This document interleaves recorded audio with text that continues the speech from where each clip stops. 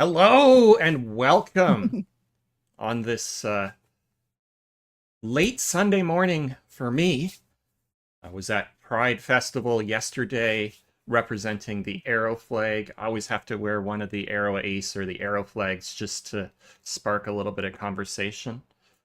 Um, so my name's Tai Ye, Arrow A Spec non-binary PhD student by day, by night a Airways activist, content creator, and maybe, though very much less so lately, variety content creator with a focus on Pokemon, and that part just feels like it's not really part of my content anymore.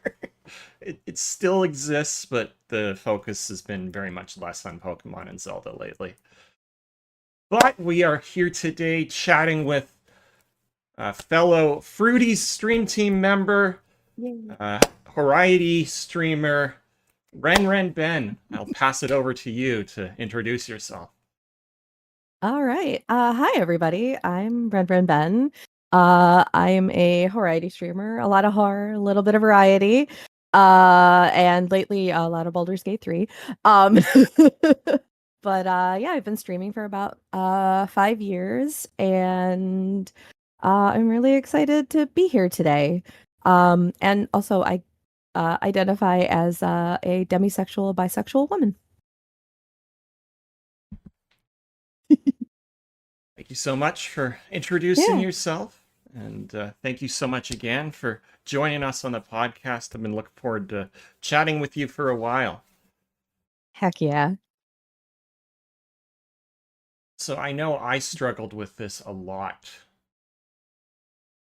And I've come to talk to folks, of a similar age group to me, and was surprised to learn just how many folks, kind of in my age group, found it difficult to pinpoint their A-spec identity and only came out, in their 30s in many cases, owing to the fact that, there was not much in the way of open ace and absolutely not any arrow rep growing up. Like, those terms just didn't exist in, high school for me. And I certainly didn't have the language to explain my experience. How easy was it for you to come to understand your own identity? Uh, it wasn't easy if I'm being honest, because I mean, much the same as you just described, I'm someone who did not fully come out to everybody until I was in my 40s. So really only a couple of years ago. It's only been a couple of years since I came out fully, but figuring out where I fit in was definitely something that involved a lot of internal work, honestly, like trying to figure out a lot of dealing with the what's wrong with me thought, which of course there isn't anything wrong with me, and I recognize that now, but it took a very long time, and honestly therapy helped a lot. um but a lot of it was I in terms of um my demisexuality, I knew that I was a little different from like the stereotypical, like you meet someone, like things like one night stands and that kind of thing, like that never appealed to me. Like I knew I had to get to know someone, but I never had a term for that. And I don't even remember how I stumbled on it, but I stumbled on it one day. I stumbled on the idea of demisexuality one day, like probably I think it was literally an internet search. And I was like, well, wait a second. Okay, so that's what that is. And I was like, all right, so now I have a term for this. So then I've tried to learn more about that and what that means and how like that applies to me. And it's definitely an ongoing learning process. Like even my bisexuality, like I was talking yesterday on my stream with chat, and I was saying like I don't even like I sometimes think that maybe I'm more pansexual. Like it's you definitely grow and evolve over time. And and you figure out where you like who you are. It's definitely never like oh, I figured it out. Yeah, cool. La la la la. That's not how it works. You're always figuring out new things. You're not the same person that you were 10 years ago, 20 years ago. You're not the same person you're going to be 10 years in the future, 20 years in the future, or even a year in the future in some cases. So, um definitely an ongoing process and something that I'm still working on. And I learn new stuff all the time. And honestly, streaming's been a big part of that because I've met so many people who are willing to openly chat about things and have occasionally let me ask questions. And I've even just learned from just listening to people who have different have different identities than me, and it's sort of also helped me kind of figure out where like what my own um identity is in that, and my own orientation is in that respect. Yeah, sorry. I'm also a yapper. Or So, that's what the podcast is about, talking, yay. chatting about our experiences. So please don't apologize. Okay. Uh, what sort of resources, you were talking about the fact that you kind of stumbled on resources, bits and pieces over time. What sort of resources were helpful for you? I know you said streaming's been quite helpful. Hmm. Absolutely. Were there any others that you can pinpoint that were particularly helpful in kind of understanding?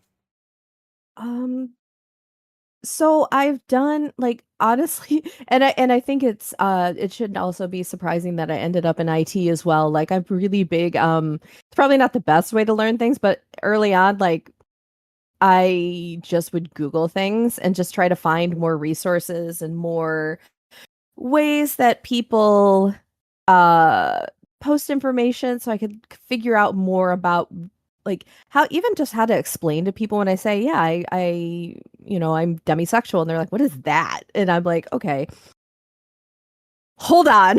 I need to figure out how to explain this to you a little bit better. Cause like even when you tell people, it means that I have to really get to know someone before I feel any kind of sexual attraction to them. They're like, well, yeah, but that's normal. And I'm like, oh, okay. Yeah, exactly. I see you shaking your head. And like, yeah, it's like, but I think, hold on, I'm gonna see if I can find the website. I mean, I just tried to find, I'm trying to think of what the website was I started at. Like, even just looking at LGBTQ websites and trying to find like other people who identify as demisexual or asexual. And actually, I didn't even know at first that demisexual was part of the asexual spectrum. Like it was like there that also became a whole process, and I found out that it was a spectrum, and it's I wish I could say there was one resource, but it's sort of just I just dig around on the internet. I'm an internet gremlin. That's what I think many of us end up doing Oh, over good. I'm glad time. I'm not the only one on that Yeah, one. it was a bunch of different communities, resources, little bits and pieces over time that helped me shape my understanding of who I was. Absolutely. And we were talking about before the start of stream how, I would love to create kind of compile a list of resources for folks to look for and look at, on their journey. Because of the fact that everything is so piecemeal, little bits here and there, and it's not necessarily easy to find them unless you know where to look for them, Mhm. which would have been Um, helpful for me as I came to learn yeah, my identity. definitely. And actually, one thing that has really helped me, um, even just getting more involved in the local community here, in the local 2S LGBTQIA plus community is I volunteer with a group here in Michigan. And I mean, I just help out at the help desk, but then it's been really nice because now I've been able to meet more people. Now it ended up linking me to a whole bunch of more resources, and it's just been fantastic. And it's been really cool to make some new friends and get involved in the local community here. So that has also really been a great resource. Absolutely. I would agree that for me, getting involved in the local organizations, having the blessing of having access not only to one local Aces and Arrows group, but also a couple, just down the road in Toronto, about, 60 miles away, has been so incredibly helpful to meet community. Oh, And then, joining on this organization that I currently help run the Ace and Arrow support group at, and how it's a whole organization devoted to uplifting and providing community space for the queer community as a whole, and also affirming to Aces and Arrows. Not many of those exist. So I'm incredibly blessed, and having the opportunity to work as a co-facilitator, but also table at Pride events like I was yesterday. Getting to meet so many other people has been so helpful in my journey. that's awesome. That's very, very cool. Just Yeah, catching up on chat here a little bit. I love the emotes that Hugster Duck posted. Those are beautiful. They are. Some of them are global Twitch emotes, and others are other ones. So yeah, some of them are global Twitch, and then the others, couple are mine. Camion's got some really cool ones, it looks like. I think the wings, the global wings ones are like two of my favorite emotes. Those are great. Those are great. Absolutely. And they were a limited time release, I remember. Some of these. Mm-hmm. Yeah, because I think some of them. I wish they would just make them available all the time, please. Right. Because I would like all of them. Same. Yeah, because I don't think I have the wings, which makes me sad because the wings are just gorgeous. They are. I have to admit that the only reason I had them is when these were being released, I was fortunate enough to be in streams where the streamer got lots and lots of support and subs, and so by virtue of the fact I was in the stream, I got access to them. That's awesome. You know what? Sometimes right place, right time is just serendipitous like that. Yeah, so that's the only reason I have access to them, was right place, right time kind of scenario. So it is frustrating that they were limited time release, and lately, where's the new stuff? Yeah. I have one for my channel that I've had for quite a while, actually. I just have the heart, but I like it because it's great. That's so pretty. I threw the simple animation. It's just a rainbow heart, but I threw the simple animation on it, and it does that. Yeah. And I was like, I am never getting rid of this emote. No, it's too pretty. Absolutely. That's so pretty. I want to get more animated emotes. Mm-hmm. Currently, I'm using the Pride gyroid emotes that were released a couple of years ago, and I've just kept them the whole entire time. They're so cute, though. Yeah, they are. That's partly why I've kept them, but I'd like to get a little bit more diversity in the Pride emotes that I have. Absolutely. Also, just there's a limit to how many slots you got, so that's also a thing. Yeah, it's a little, the bar to get more is a little high in my opinion. Yeah, but... it really is.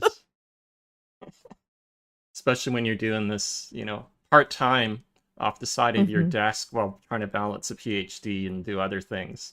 It's like, I just don't have time to dedicate to, doing more content Like I'm at my Yep. absolute limit currently.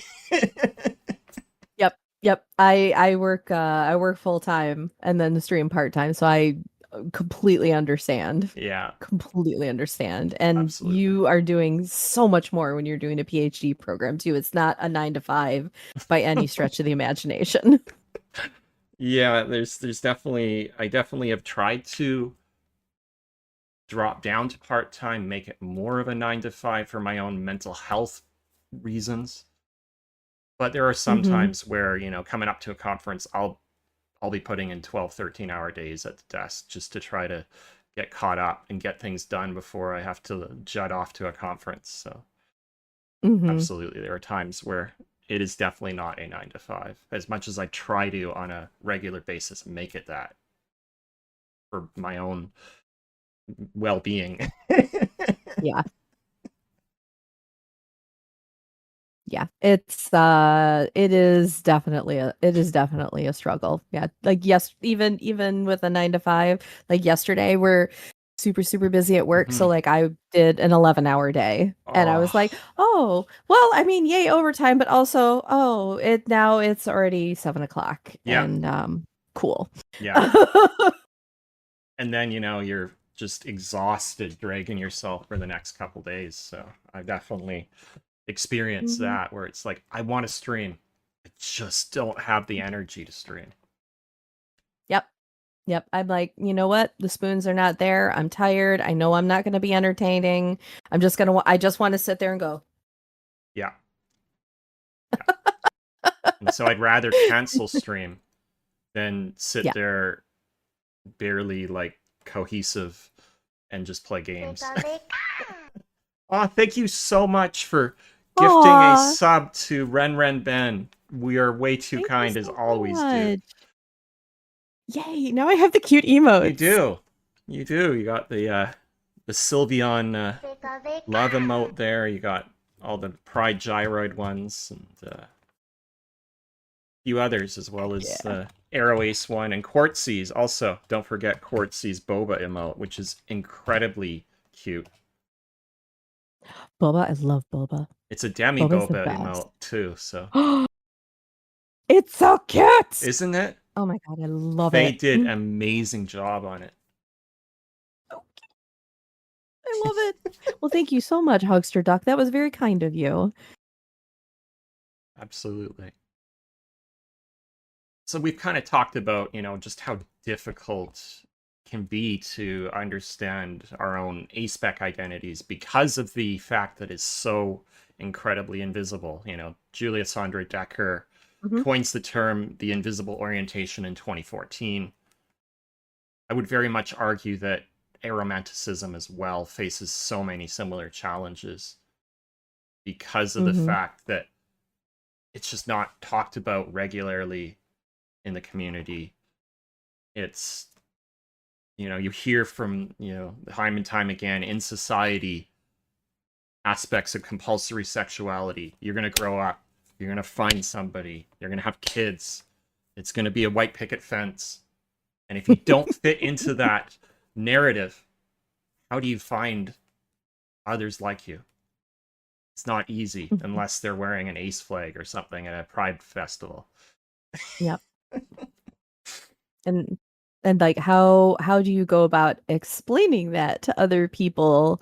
Like yeah, just like we were talking about earlier, like it's difficult because people assume. They look at you and they assume. And and it just it is not always easy to find others who can maybe share in some experiences or even like you said, build community with. And it's definitely been difficult. I think that's part of why it was more difficult for me to even figure out that I fit into the asexual spectrum at all, because like figuring out that I identify, or that I'm bisexual, was a lot easier because it's like, oh, I find both male and female attractive. Okay, cool. Okay, that's easy. Well, I mean, it was definitely not that easy. It definitely took a lot of like internal work and everything to figure out. So it was definitely not like, oh, okay, cool. It was That's a whole different conversation. But that is a little it's a little, I guess it was a little easier to find resources. It was a little it was easier to find community around. But when I say, "Oh, I'm demisexual," people are like, usually the reaction I get is like I said, like, "Oh, what does that mean? What is that? Why are people making up more terms?" It's like it's not made up. It's a thing. Let me explain it to you. And even then, people still don't always get it. And then of course that leads to the interesting conversations with friends. Friends are usually cool about things. If they're not, then they're not usually friends. But like relatives, it's the family part of things that tends to be the issue, is when you don't bring, your cousins are bringing the significant others and you are not, and they're like, so when you gonna bring someone? And I'm just sitting there like, yeah, I don't they're not exactly beating down the door, and I'm okay with that. Hey, look, somebody just announced a baby. Run away. Such a mood, and I can absolutely relate, because every single Christmas, every single time I go back to visit, it's like, so, Yep. you're Mhm. almost 40. When are you, gonna find someone? And Tick tock, tick tock. I'm just like, why the hell do you care? Why is it Mhm. bothering you so much? Yeah, I mean, it's that's I think the part that gets on my nerves the most is it's like, listen, if I get married or I don't get married, if I don't get married, that means you don't have to bring me a wedding present. I'm saving you money. Like, see, this is actually a Absolutely. benefit for you. I'm gonna have to pull that out the next time this comes up, because I just thought of that now and I'm like, oh damn, that's actually a really good argument. But no, like it's you know it's just yeah, like you said, like every time you would go to any kind of a family thing, and like I just it's difficult to explain. It just kind of boils down to, it's difficult to explain to people because it's still just such a new concept, I think. It's a new idea for a lot of people.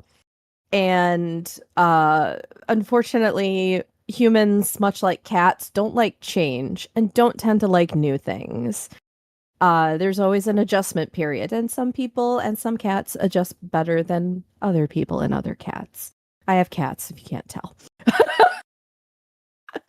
But yeah, it's uh I hope that in the future people get better, people in general get better about things.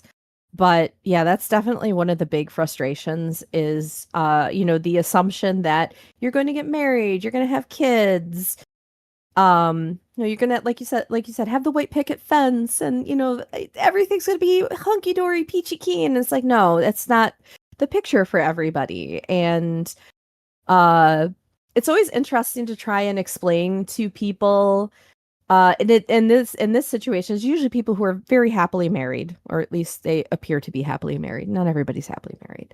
And but anyways, like when I say, they're like, "Oh, but don't you want someone?" And I'm like, I mean, I would like to have a partner, but I don't want a partner in the sense of I want to marry someone and have kids. Like, I would like someone there for the emotional aspect of things. Like, that's what appeals to me. Like, I don't have to have a partner, or at all, really. But if I did, like, it's not for the traditional reasons. And people have a little bit of trouble understanding that sometimes, or even just understanding that you can be 43 and single and very, very happy with yourself. you know, it's even in 2025, that's still a very uh interesting concept to some people, I think, is a good way to put it. Absolutely. And I can certainly relate to the fact that I do want some sort of emotional intimacy. I do crave emotional closeness. And Mm-hmm. I think with the one relationship that I did have, it kind of evolved as something from having an emotional closeness with this person, Mm-hmm. and then realizing that, there was an emotional closeness, but there wasn't the romantic or sexual attraction there with the person like I initially thought, Mm-hmm. or mistook emotional closeness as being. But it was difficult to figure out. Mm-hmm. And that's why, theoretically something like a queer platonic partnership appeals to me. Mm-hmm. I'm perfectly happy in, where I am currently, just, hanging out with the aces and arrows. That is more than enough for me. I sort of Yeah. think of it as, if a QPR happens to appear down the road, I wouldn't be against it, but I'm not going to actively seek it out by any means. Mm-hmm. And that's sort of how I see it. So tertiary attraction is the desire to um, be emotionally close or have emotional intimacy with someone. So often tertiary attraction is linked with a QPR. It's the desire to be emotionally close with someone. So they often go hand in hand. If you experience tertiary attraction, you want to have like a QPR or something along those lines with that person. But I also recognize that a QPR is a very Western concept, and what we consider as outside the normal platonic bounds could very well be platonic in other cultures. So that's why I Mm-hmm. also say that it's linked to QPRs in a Western concept, but also, there's varying degrees of emotional closeness within platonic relationships within other cultures that we need to be careful of when saying it's just QPRs. Mm-hmm. There's a lot of nuance there, if you will. And what tertiary attraction looks like for one person is going to be different than it is for another person, because there is no one way to have a QPR, if that makes sense. It's kind of a it's a little bit difficult to explain. I would say it's one of the hardest attractions to explain because of the fact that it's a little bit different for everybody. But the aspect of wanting a close emotional bond is there with someone. That's kind of where that tertiary aspect comes in. That's interesting. I I I like that. I appreciate that because now you've given me like more information and to help describe things that I've been thinking but did not have terms for. So this is fantastic. Absolutely. And I only came to learn, of tertiary attraction, from speaking to folks in the communities here and in Toronto, and through the support group that I've now helped taken over. I was just That's looking at cool. Hugster Duke's comment. He mentioned, I first learned of demisexuality earlier last year, shortly before stumbling upon the raid train in another channel. And someone mentioned, I used to identify as ace, but I found out that I'm demisexual, very much under the ace umbrella, as we've been saying all along. But I think for many folks who identify as demi, it's easier just to say they're ace, because there's a whole lot of misconceptions and misunderstandings that can come from mentioning that you're demi to folks outside the community, unfortunately. And even, within, there's not Hmm. always an understanding of what that means. I get really excited whenever I see demi flags because I'm like, oh my God, you understand. It always makes me really happy to see that. That's interesting. I didn't, because I Yeah, that's interesting. Hmm. And with this, the QPR is very nuanced. It can look very different from person to person. I like to Hmm. say there's no one way to have a QPR. It's just you don't see it as purely platonic and you don't see it as purely romantic. It's kind of this nebulous gray area between the two, and there's no one way to have it. Very, very much kind of just fits people in general, just like any kind of relationship. No two people are gonna, or no two relationships are gonna be the same. Hmm. That's why I very much like that concept, and I very much have adopted aspects of, non-hierarchical relationship anarchy philosophies.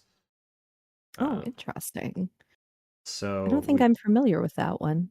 so I'll link you to Andy Nordgren's blog, Okay. which was where that term was first coined.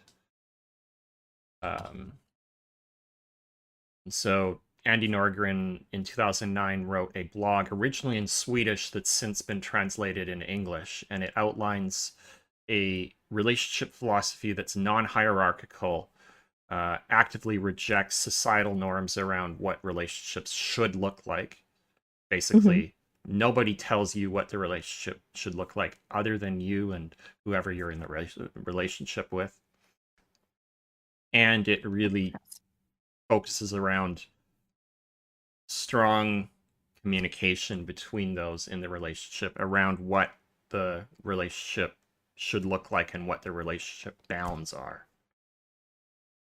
Oh, that's which honestly just sounds like something you should do, period. Like, it just seems like Right? something that would be a good idea to do. That's Communication why is so important. that's why I bring it up and I say no matter if you're in a monogamous heterosexual or Mm. a polyamorous relationship, a QPR, no matter what kind of relationship you're in, even a platonic relationship theoretically, read Mhm. this blog because there's something that I bet you can take from this. Well, and even just thinking like one of my guilty pleasure podcasts is the Reddit podcast that Smosh does. And like 90% of the Reddit couples that they read stories about, it boils down to, oh, they just didn't communicate. Like it's always just, oh, they just didn't communicate. Communication is so important. And a lot Absolutely. of people don't communicate. I mean, myself included. I'm definitely not you know, innocent of that by any stretch of the imagination, but that's I'm definitely going to check out that blog. Thank you for linking that. Mm.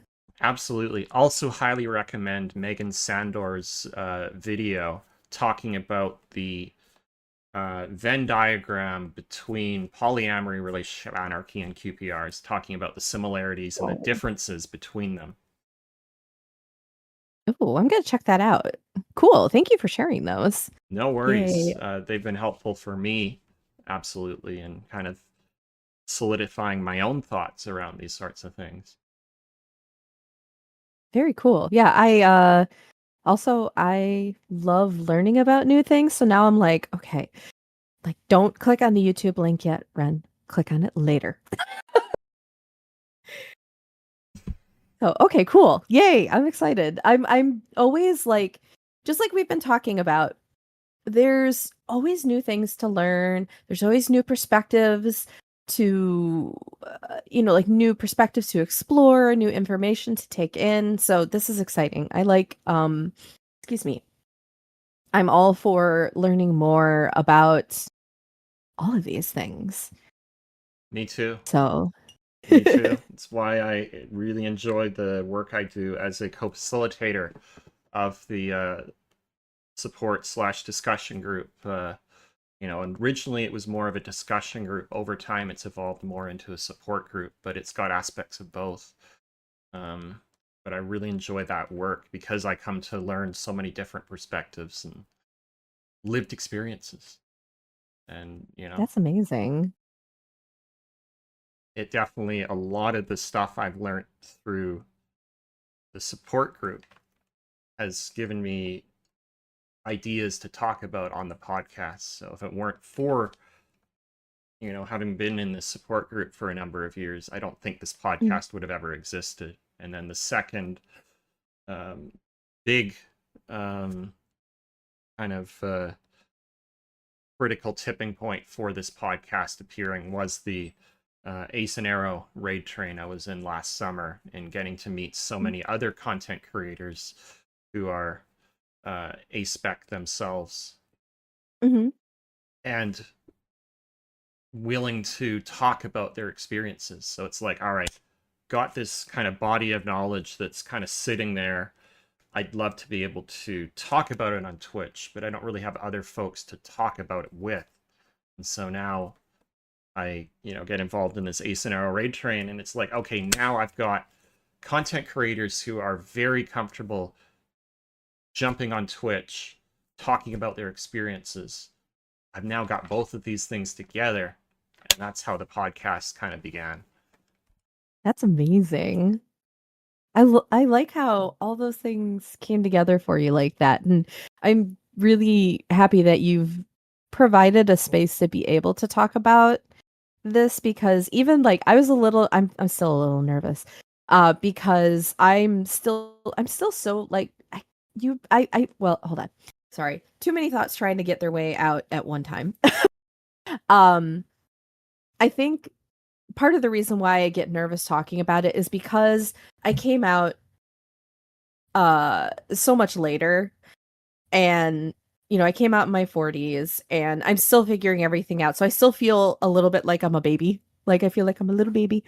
Uh and it's nice to talk about. It's nice to have a space to talk about things even as someone who's still figuring everything out. And I really think it's awesome that you're providing the space and you are facilitating the space. So thank you for that. And thank you for having me on. I know we're not anywhere near done yet, but No, I enjoy doing this. As I've said before, this, I think, is how I share Ace and Arrow joy and, experience Ace and Arrow pride, is creating spaces like this to talk about issues that are important to me and to better understand my own lived experiences, because through this I'm always coming to learn new things, Mhm. because there's no one way to Actually, be mm, Ace, there's no one way to be Arrow. And without mm, accounting for the intersectional parts of our lived experiences, nobody can really understand what an Ace or Arrow lived experience looks like. mhm. Yeah, yeah, I think it kind of it's like I always say too, like if we were all the same, that would be so boring. So it's Right. important. It'd be so boring. Like if we all like the same things and we all dislike the same things, or there was only like one binary and you were either one, like it just no, it would be so boring. It's so much more Absolutely. exciting that we're all different. It's so much more Absolutely. exciting. Definitely. Uh, and actually, I just noticed that Huckster Duck used emotes from one of my favorite people, Oh, hell yeah. Divatron. Do you know Divatron 9000? No, I don't think I have. I'm gonna Oh, have you to need to follow them. meet Diva. Absolutely. Uh, Diva is like one of the coolest people that I've met on Twitch. Literally, when Diva introduces themselves, they have a fan that says they are ace as fuck. That is fucking amazing. So actually, apparently, I'm already following them. I think I must have come across them maybe in a raid train once. Yay. But yeah, I definitely need to check out more of their content, because that's absolutely amazing. Yes. I think you will absolutely love Diva. Also, Absolutely. Diva's my voice teacher for a little while. Oh, hell yeah. Even better. Yeah, they're a professional opera singer. That's amazing.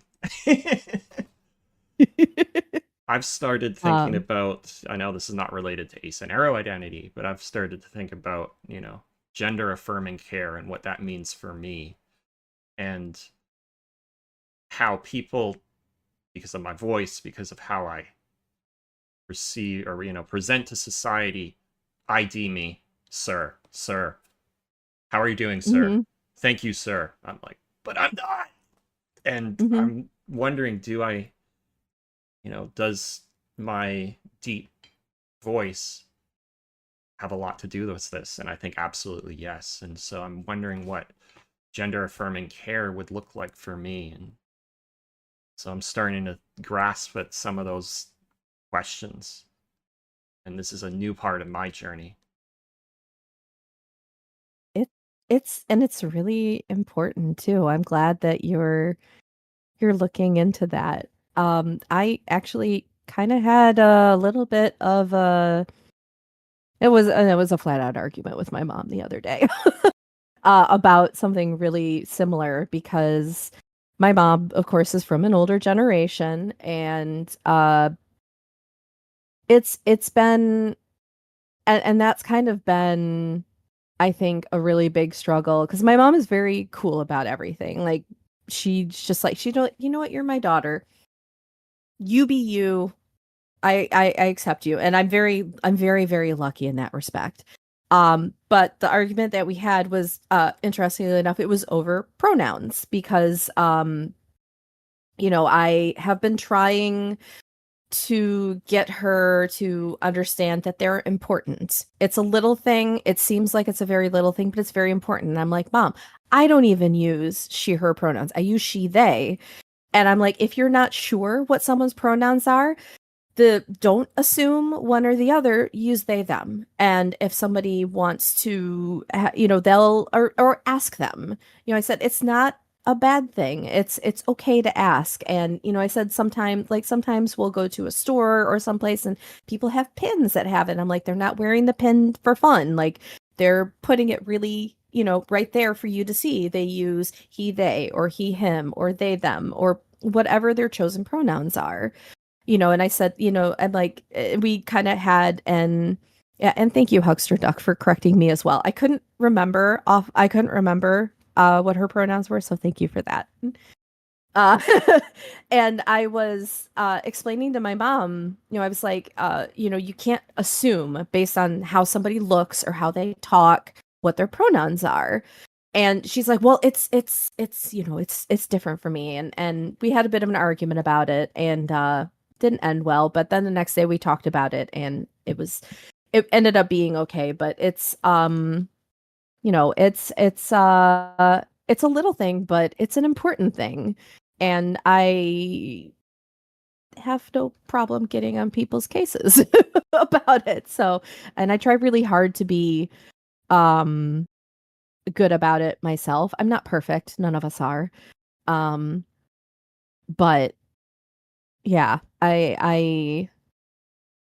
it's like it's such a important thing to do just to recognize another person's humanity.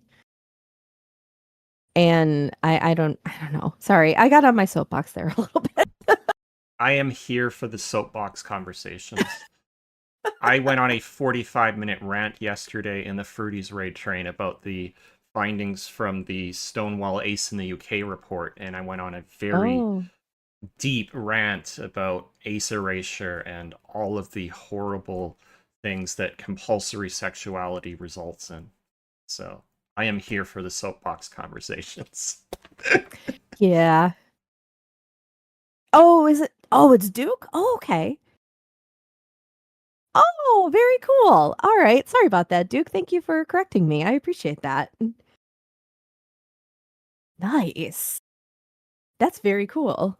I actually still kick myself that I did not suck it up and get the visa and go over and visit China when I was living in Asia.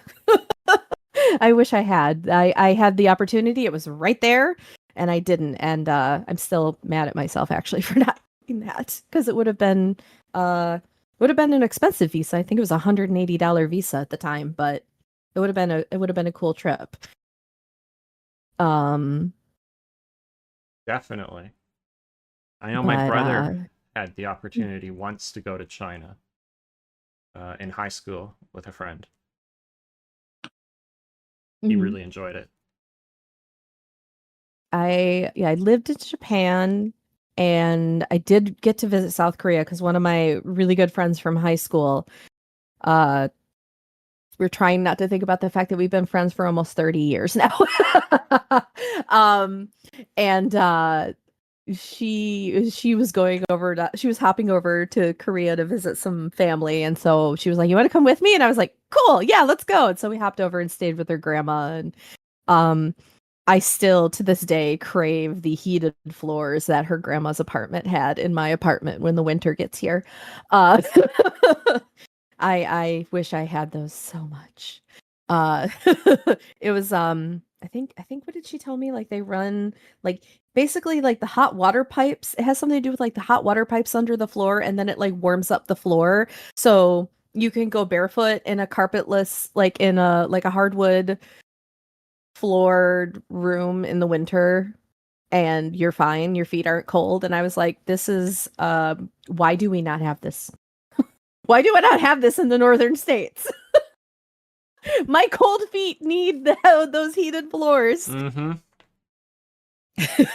I know that I'm always jealous of when I go visit my folks and how they have hot water piped through the floors at their place. And so the floors are usually warm as a result. Oh. And I'm like, I come back here and it's always so cold. I'm always having to wear Mhm. slippers. And I'm just like, why? Yep. Yeah, especially because like when I was living in Japan at the time, and they do not have heated floors in Japan. My apartment was always cold, and I almost lost a toe my first winter because I was stupid and didn't know how to not deal with not having central heat anymore. Um, Yeah. not my brightest moment. I was also like 24 and stupid at the time. I figured out I got my stuff together though after that incident, and winters were fine after that. They were cold, but they were Mm-hmm. okay. No toes were lost in the winters that I lived in I am Japan. glad to hear that. Yes, I could laugh about it now, but at the time I felt so stupid. But and yeah, so but yeah, sorry. I keep getting us off topic. I'm very very bad about that. It was also a problem when I taught. My students knew they could get me off topic. I go off topic all the time. It's okay. But yeah, it's not it is really nice though. I have really enjoyed um I've actually gotten more comfortable in myself and my demisexuality. I found like even just like as I've met people streaming, as I've talked to more people, like it's started to help me understand that being essentially like a very non-traditional person in the relationship aspect, it started to help me see that it's not an anomaly. It's a perfectly normal thing. There are lots of us. I just hadn't met them yet. And it's nice to meet more and more people and talk to more people and understand other experiences and hear other experiences, and um like slowly creating that community and realizing that I'm not alone in this. Like it's perfectly normal. And you know, excuse me, do I still joke about, oh, I'm gonna die alone? Yeah, I still joke about that, but that's because I have an annoyingly self-deprecating sense of humor at times. Um I've gotten in trouble. I've had friends yell at me about it, and I'm like, oh come on, you guys like it when it's on a TV show, but when I do it, you get mad. Um so but yeah, it's been really nice to build community and even just feel more comfortable talking about it, and uh being able to explore that, I think has been really really good and has helped not only like my sense of identity, but also mental health wise. I think it's helped a lot too, cuz once I started understanding that it wasn't abnormal, that it was perfectly normal and it was perfectly okay, I stopped feeling weird. And when I stopped feeling as weird about it, then it was not something that bothered me as much. Um, I don't know if that makes sense, but it's still a process. It's not perfect. I Absolutely. still definitely I still I definitely have still, days when it's awful, but yeah, I still struggle with aspects of my own identity. As I've come to learn, it's the unfortunately very common queer, but also particularly ace and arrow experience. Am I X mm, enough? You ask mhm. yourself that all the time. Yep. Yep. Even like especially as I would say as a bisexual woman, like because like we were talking about you mentioned the tertiary attraction, like I still kind of default towards masculine presenting persons and people just kind of assume like, oh, she's straight. I'm like, no, I'm not. I'm Hmm. definitely not.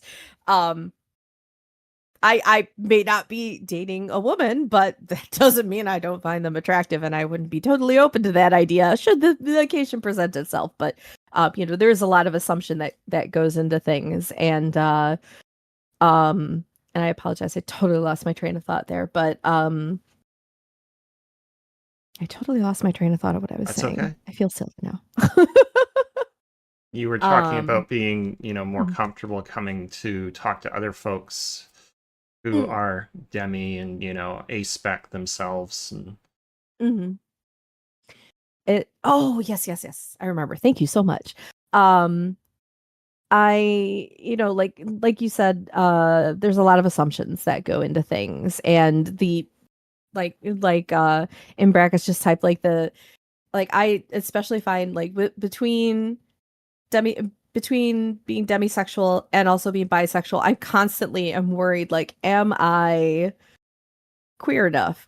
Am I, am I okay are you guys okay with me being in this space? Like, am I enough? And um I think in part volunteering with the local organization here, I think that's helped a great deal because nobody cared. Like nobody was like, "Oh, so what is your orientation?" Like nobody cared because I was like, do I need like a business card that says everything?" And nobody cared. Like everyone was just like, no. "Oh, you're here to help. Cool. Here you go. Here's how the front desk works." Like Yeah. and nobody cared. And that was like that instant acceptance meant so much more than I realized it would. Yeah. And it was just really nice to just be like, "Oh, you're here to help. Cool. Whatever, however you identify, that is your business. Do you Absolutely. are you yeah." And it meant so much. We have a It's nice similar to policy at our organization. mm, It says, on the rules, if you identify with the queer label at all, if, this feels right for you, you are queer, you're allowed to be here. There is mhm. no card that you have to present to prove your queerness. Yeah, there's no thank goodness there wasn't like, here's my bisexual card. Here's how many like because I've literally dated two people in my entire life, and both of them were dudes. So I I'm like, crap, I would not be my card would not look good.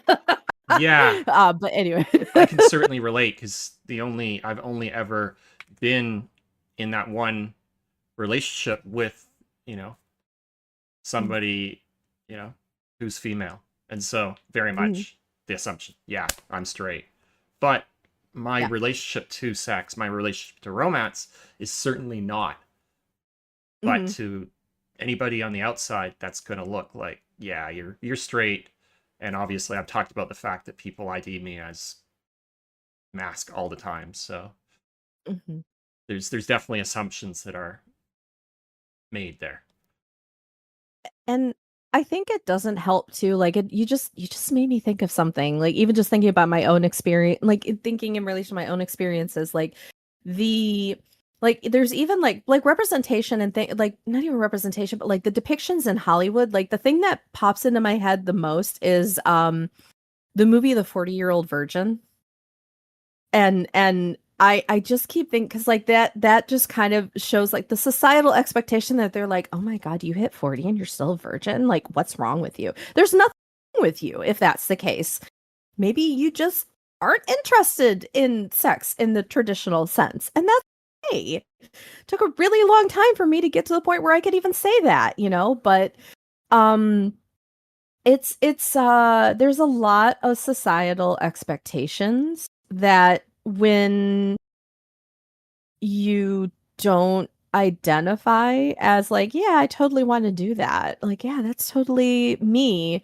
Um it makes it really hard, and it made, I know, like for myself, that kind of thing, like that still to a point sits in the back of my brain like, oh, maybe there's something wrong with me. No, there's nothing wrong with me. I keep having to constantly remind myself there's nothing wrong with me.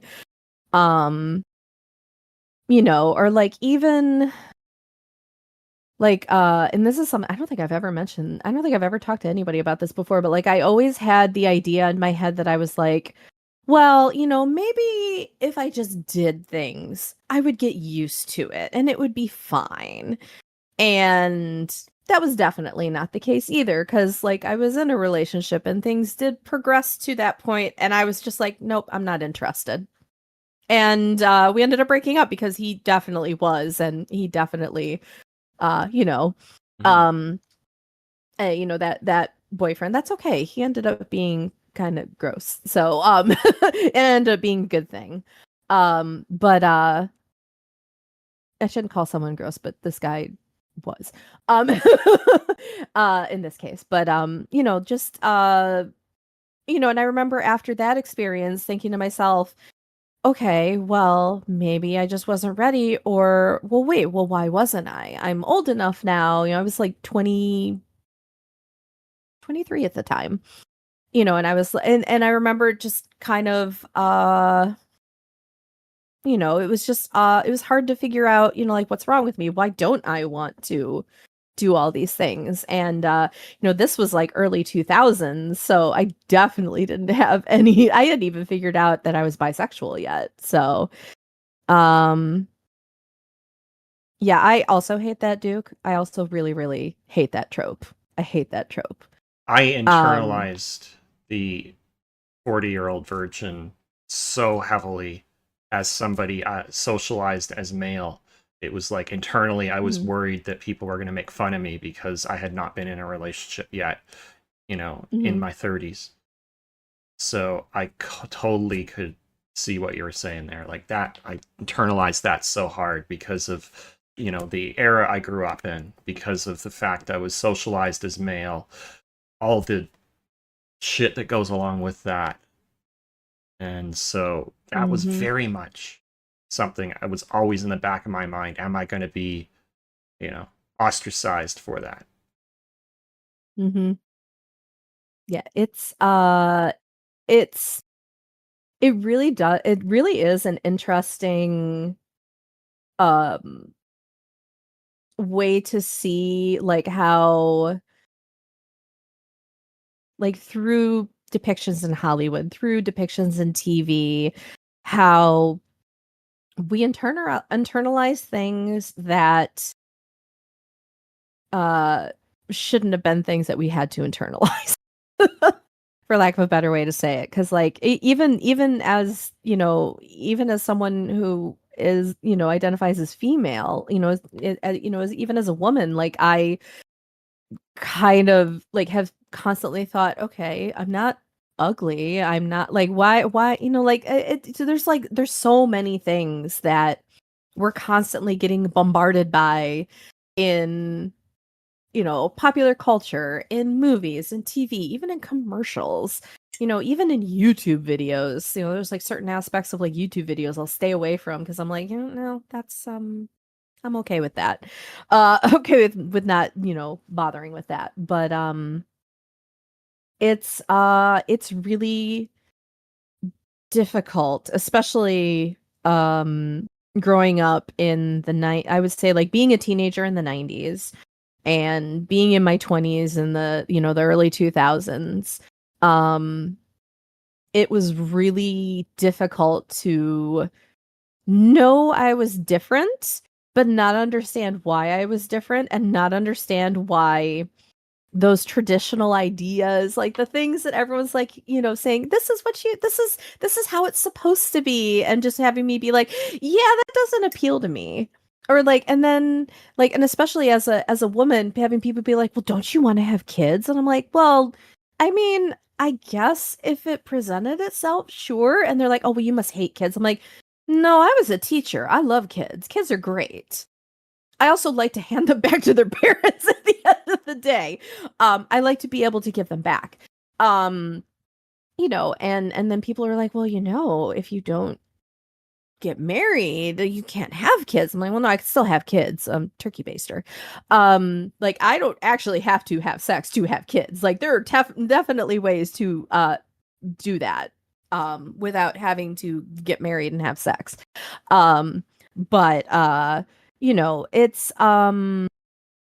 it's really it's still an ongoing journey to deconstruct all of the things that I grew up with society telling me I needed to do and be, and realizing that I don't want those things and that's okay, and figuring out what to do with that now that I know that there's other ways to approach things and other uh knowing that I am not, that I don't fit that traditional mold, and exploring that and trying to figure out what that means for me. And I have a feeling it'll probably be something that I'll always be trying to figure out. And that's okay, because like we said at the beginning, where I am now is not where I was 10 years ago. Where I am now is not where I'm going to be 10 years from now or even a year from now. Like so many things can change in even just a day. But the deconstruction of that traditional idea is definitely, I think, a continuous struggle, and probably will be a continuous struggle, just because so much of um my formative years were surrounded by you know uh traditional ideas I can through very much, yeah, relate. yeah. Yeah, the 90s were interesting in that respect. Just even thinking about, like, I remember even in high school was actually the first time we had there was a lesbian couple at my school, and that was my first exposure to like actual people that I knew, that I went to school with, um that were in a relationship that wasn't heterosexual. And that was it was like that was my first experience with that, and I was like, oh, okay, interesting. um and just um I'm really glad I did go away to college in that respect, because of course then college, you learn all kinds of things and meet all kinds of people. I mean, I went to Michigan State University. There's like, at the time there were 47,000 people going there as students. So um but yeah, I mean, it's interesting. It has definitely been interesting. Hey, yeah, I'm as old as you can be and be a millennial. Hmm. So I think it's funny when my mom used to complain about millennials. She'd be like, "Oh yeah, the millennials I work with." I'm like, "Mom, your daughters are millennials. You're thinking of Gen Z." Yeah, I'm like, she's like, "You guys aren't millennials." I'm like, "Mom, millennials are 1981 to like, I think it's like 92 or something like that." I'm like, six, I "You have think. one." Okay. Oh, six? Yeah, Okay. You're like, I was like, one of your daughters is the oldest you could be and still be a millennial, and the other one's smack dab in the middle. yeah. I'm like right on the edge of like mid millennial. I'm 87, so Oh, okay. it's You're the same age as my sister. exactly. And Yeah, I'm apologies, 81. yeah. apologies, I missed the ad break this time. We were having such a great conversation. And then the ad started playing, and I was like, no, everybody's going to miss this great conversation. So apologies. Um, Yeah, that is the thing that I don't like about the yeah, ads. The ads stink, but it's also like it's a necessary I know. evil. Absolutely. I, It's the I wish only, they and would. you can't skip them, unfortunately. So usually Yep. the way I try to get around it is like, all right before the ad's about to start, I'll take a break so you're not going to miss anything, and it'll give me a chance to get up and stretch. We missed it this time because we were so deep in conversation. I was enjoying it, and now I'm like, no. But I can very much relate to internalizing all that bullshit around compulsory sexuality, compulsory heterosexuality, compulsory everything, Hmm. amatonormativity, and all the baggage that went along with that. Yep. Yep. It's it's sort of funny. Every time somebody mentions the term, or like the term baggage always makes me think of did you ever watch How I Met Your Mother? Yes. Do you remember the episode where they talked about people having baggage, and it's like everybody's walking around with these imaginary suitcases behind them with um whatever it is? And I always think about that because it kind of gets bigger and heavier as you get older. Sometimes it Hmm. might shrink a little bit, but I always think about that. I think I've seen a meme of that. I don't know if I've seen that episode, but I think I've seen it in a meme somewhere. There that one and the episode where they all realize that they all like see the quirks that they did not see, where like the glass shatters and they realize that like Lily chews super loud. And those two episodes always stick with me because they're very much like, I'm like, oh, these are like two of the most incredibly relatable things ever. It's like kind of like when somebody points out how often I or like or how much I talk with my hands, and I can't unsee it, and it's why I have trouble going back and watching my VODs because I'm like, I say so much, I say like so much, and what am I doing with my hands? Um which also is why I hated watching they would make us videotape ourselves when I was in my teacher ed classes. They'd make us like videotape ourselves teaching, and they're like, okay, now critique yourself. And I'm like, oh, what kind of torture is this? Oh, you think this? What? No. Oh, it was the worst. I hated it. I absolutely hated it. Um, yeah, it just that was the absolute worst. I'm a little better about watching my VODs now, and I at least don't hate the sound of my own voice. Yes, very much that took relate. for that took forever to get over. Yeah, I can so relate to that. When I first started streaming, going back and editing, I was like, I can't stand this. This is horrible. Let me just mute this while I edit. I did that. Excuse me. I did that Did so you? much.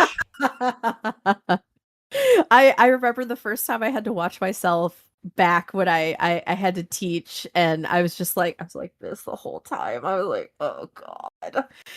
It was so bad. That was actually when I realized how much I talk with my hands. It's definitely toned down a little bit over the years, but oh my god. It was like amateur musical theater level of hand talking at the time. Like, oh yes, look at all the things. But anyways,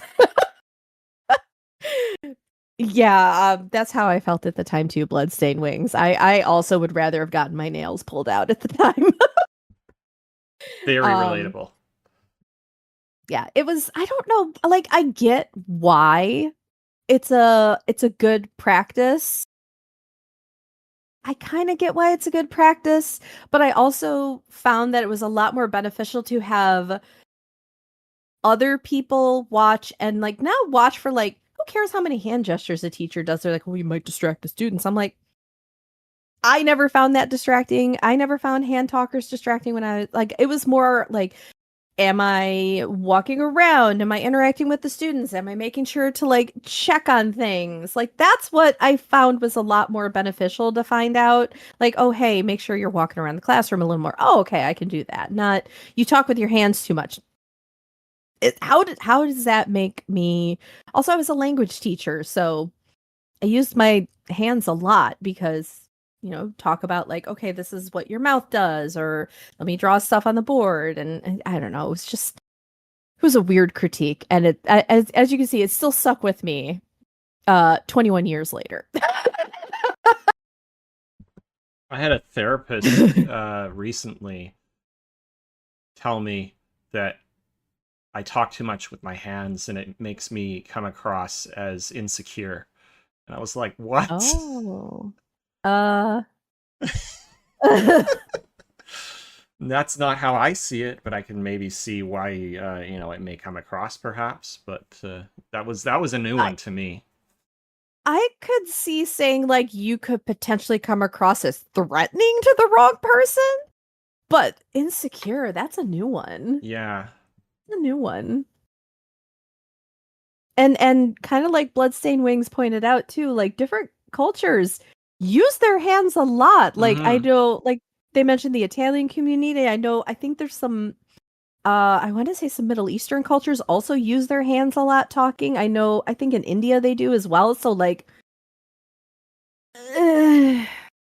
like I don't know, like it's a little bit more of a loaded comment than I think people realize sometimes. Absolutely. Um, It's but yeah, I do remember especially the early VODs from 2020 when I was just getting started with Twitch, just trying to watch those, and I was like, "Oh, I can't watch this."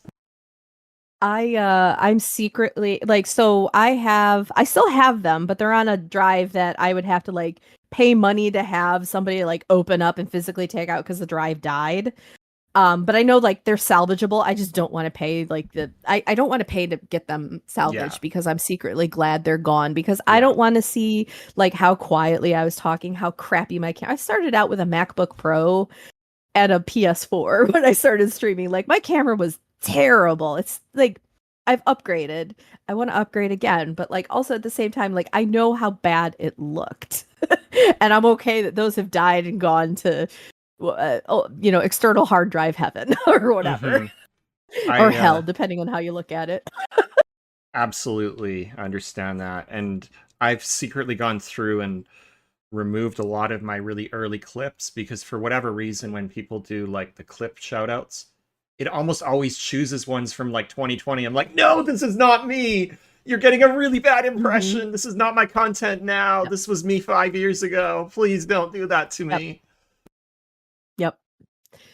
E- even yeah, like even my I have like a my or my intro video, which is also my channel trailer, which the clips are only like they're about half a year old. I actually in my mind I'm like, "Oh, these are half a year old. These are too old. I need to update that." Like I actually really do need to update that because things change so quickly and like even though I am a variety streamer, like right now I'm very much in my Baldur's Gate 3 era.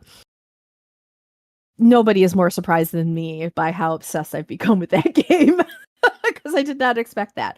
Also, love uh how like just how everything is done in that. Like I was joking with my best friend, kind of like half joking, half not joking, like how I've been able to explore some things that I probably like I just haven't really had an opportunity to explore by through the relationships in that game, and I've kind of really appreciated that, and also it's just really fun, and the story's good, and I just it's like a big old choose your own adventure story, and I grew up on those. Like those were the books that we all fought over checking out in the library in elementary school, and it's like a big old choose your own adventure story, and I'm just having so much fun with it.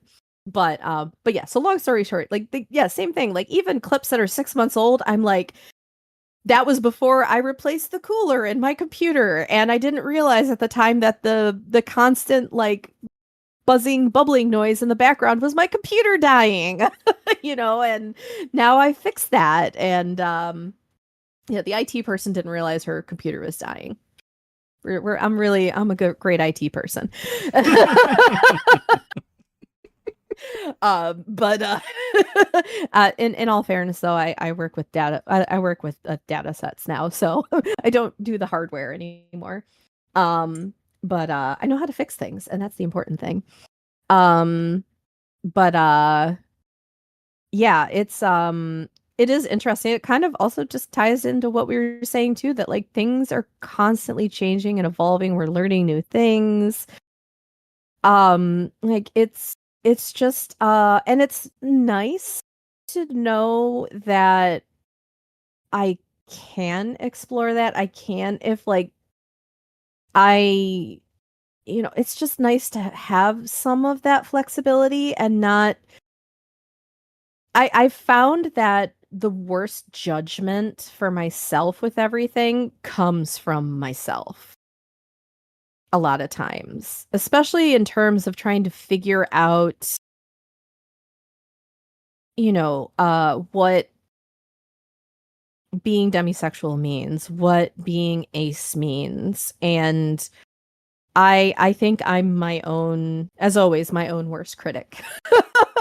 Because I whether it's just like how I grew up or whatever the reason may be, I feel like I need to force myself into boxes that I don't necessarily have to force myself into. Really, nobody is forcing me into except for myself. Like even just sitting, like the idea of am I bi or am I pan? And I'm like, well, no, I said I'm bi. I came out as bi. I have to stay as bi. And it's like, no, you don't. Like, it actually kind of is interesting to me that pan is under the bi flag because pan is more all encompassing. So I thought it would be the other way around. And that's still something that's very interesting to me. But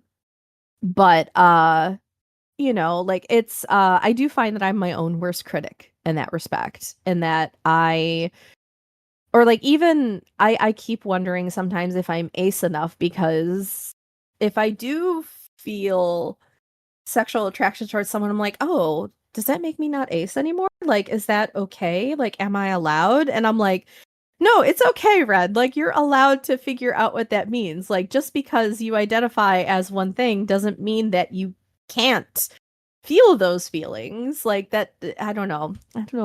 Like it's the internal struggle is real. I think is a great way to put it. So, so true. I've struggled with that as well, also being under Mhm. the gray umbrella as well. It's like, because I've experienced it fleetingly, in the past. It made me question for many years, am I ace enough? Mhm. But also, I look at it as what you said,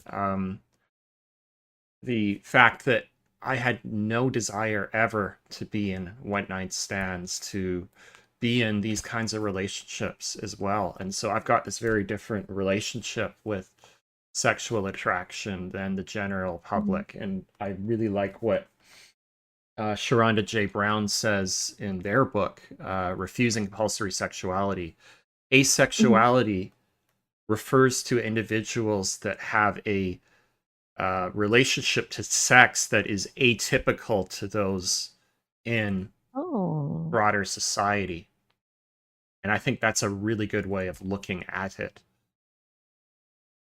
And that definition, I think, really helps affirm my understanding of my own kind of aceness.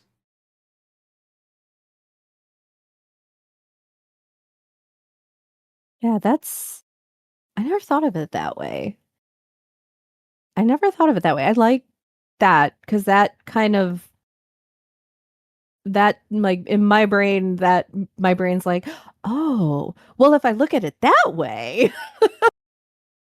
So yeah, it's it's definitely interesting because yeah, like we were saying, like the idea of one night stands, like I mean, like all of that, it yeah, it's definitely like a for myself, it is definitely an atypical relationship with sex, which is fine. Um, but yeah, it's well, no, but actually, uh, it's figuring out what that is that I think has been what I've been trying what keep trying to like figure out and how that works and you know it's just it's definitely something that's um a constant work in progress. I think is a good way to put it. Absolutely. And, the fact that, there's a lot of erasure around not only ACE, but by Mhm. and experiences, this leads into this constant questioning, am I X enough? Mhm. Yep. It's yeah, that is definitely I think that is probably the that is probably I think the constant theme of what goes on in my head is am I demi enough? Am I ace enough? Am I, whatever what pick the category enough? Um and that is I know like at least for myself like it feels like that is probably um that's hard. And like sometimes uh part of what also kind of I struggle with is when I'll say something and someone will be like, "Oh, well, but I'm this and that's not the same for me." And I'm like, "Oh, okay. So wait, so why am I what is different about me?" Uh like it makes me like I panic a little. So, it's I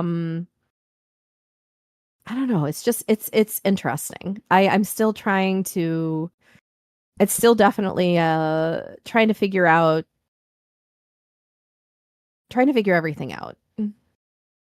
As you can see, like I keep like I'm like I don't know how to phrase this. I don't know how to phrase this. It's a work in progress. It always is, and it always will be. We're always coming Mhm. to learn more about ourselves, better understand, what these labels mean, and how I've talked about it many times. Labels are both useful and a curse at the same time because they Mhm. are inflexible boxes that don't capture the nuances of one's lived experience. Mhm. And they're never going to be a perfect fit, or rarely. Mhm. There's it's kind of like it's like a cat that's sitting in a box. So it's like if I fits, I sits. Hmm. But if the cat just picks a box, but the box is they can fit, but they're still like kind of spilling out a little because they don't quite fit in that box. That's kind of how it feels sometimes. Like you're like, if I fits, I sits. Yeah, But there's a little bit of my leg hanging out or something like that, or my tail doesn't quite fit in, or that kind of thing. very much can relate Um to that. Um, also didn't realize how many cat analogies I did until today. Now I'm like, wow, Ren, you really equate everything to cats and Baldur's Gate 3 lately. But before that, it was Resident Evil, so you get a lot of analogies from me. Um, but yeah, it's and I did like kind of like Duke mentioned like being mentioned the terms like sexiverse and sex repulse. Like I kind of go back and forth with even those terms sometimes because like the idea of just meeting someone and hooking up like that does not appeal to me. Like that, mm-mm. But like if I got to know someone and we, there was mutual attraction there, like maybe eventually that might happen. Yeah, Sure.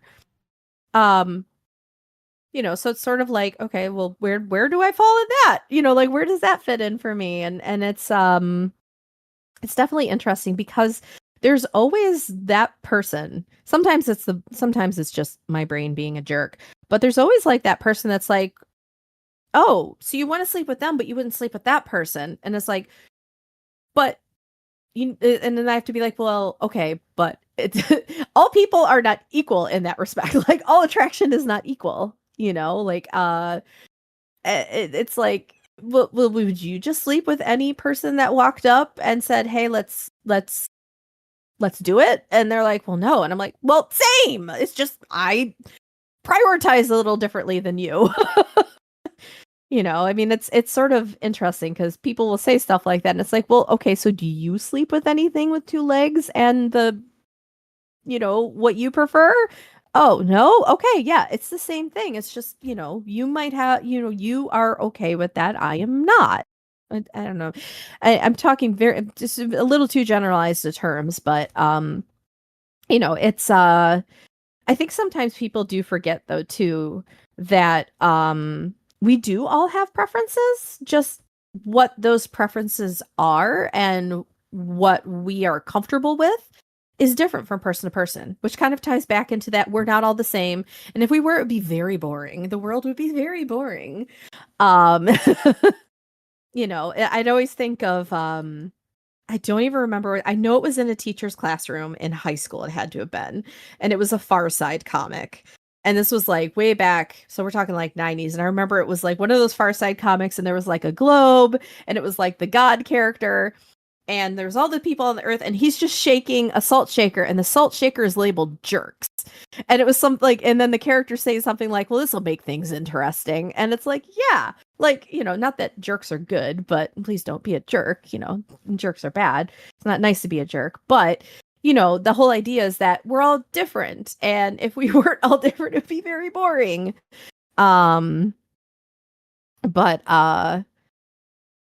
and also kind of another interesting thing that I've noticed, and I don't know much about this one, but I'd heard of the term, I think it was sapiosexual, where you are attracted to people who are like really smart, which is definitely a thing for me. Love nerds, especially. I actually just really like people who are very passionate about what they're passionate about. Like that has always been very attractive to me. And it's really funny because I think that kind of ties into the idea of like when I say like, oh, I find that person attractive, like people that I think like a lot of the the default assumption for a lot of people is, oh, so that means you want to do it with them. You want to have sex with them. No, not necessarily. I just find them attractive. I want to talk to them. I want to pick their brain. I want to have a good conversation. I don't necessarily want to go hop in bed with them. Yeah, Oh my absolutely. God. I love Revenge of the Nerds. Yeah, I know that, I've come to find that, sapiosexual can be somewhat ableist in some ways, but I understand what you're Oh, saying. But yeah, I think yeah. that I, term can be problematic because it can be ableist by, you know, I did not know that. highlighting, that, there are people for whom they may not meet that bar because of whatever reason. But I understand what Oh, you're saying. We all definitely have preferences, but I've tried to not use that label myself mhm. because of, potentially ableist connotations with it. Oh, well, thank you for telling me that because I did not know that. Cool. Yeah, I actually, okay. Yeah, that's good to know. I will definitely keep that in mind. Thank you. No worries. Yeah, it's used a lot, but it's something that, if you think about it, absolutely, it could have, an ableist connotation to it. Hmm.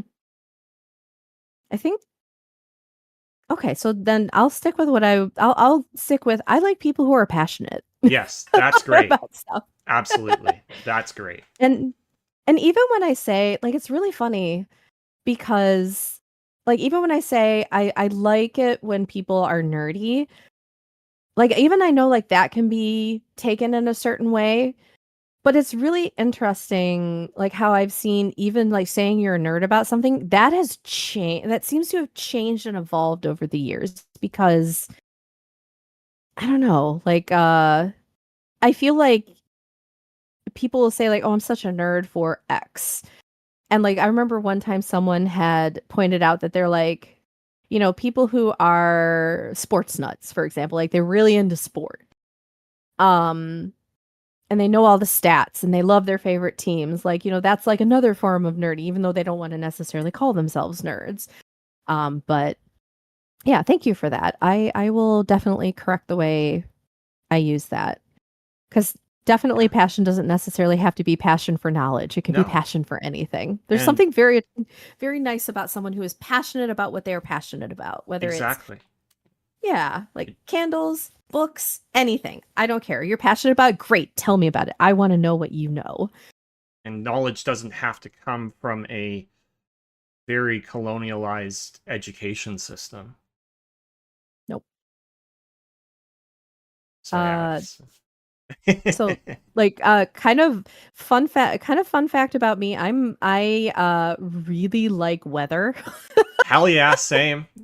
Yay! Oh my god, yay! We're weather people. So I like ever since I was a kid, like I remember, oh god, I think it was 1993, pissing off my entire extended family because we were at my grandpa's cottage on up on Lake Huron and Hurricane Andrew was hitting Florida. I made everybody watch the Weather Channel because I needed to Yeah. watch everything. Yeah. And did I go to school formally for that? Oh God, no, because there was a lot of math involved, and I'm terrible at math. And math is not my passion. But do I watch the crap out of every tornado video that I can get my hands on YouTube Hell now? Oh, yes. absolutely. Like Ryan Hall, y'all, is like my favorite person to watch for like up to date live storm tracking, like storm chaser coverage. Like I love that stuff. I'm so passionate about that, but I do not have any kind of formal education in it. But I could definitely tell you a lot of stuff about it. So like yeah, kind of tying in like you said, like that like you don't like that non-traditional, like went to college for all that kind of stuff. I mean, even me being in IT, like I did not go to school for that. I went to school for education and Japanese language. Well, actually, technically Japanese language. Um, anyway, sorry. I'm like, oh my god, yeah. Let me tell you all about the thing that I'm super passionate about that I did not go to school for. Sorry about that. Nothing to apologize for. I do want to mention we are about an hour and a half into the podcast. It might Oh, be a good time to take a break. I'm thinking I definitely want to get up and stretch, and then we can yeah, yeah. take 5 minutes and come back. Sounds good. Yeah, I can fill up the water that's empty now. All right. Welcome back, folks. Thanks for sticking around through the break.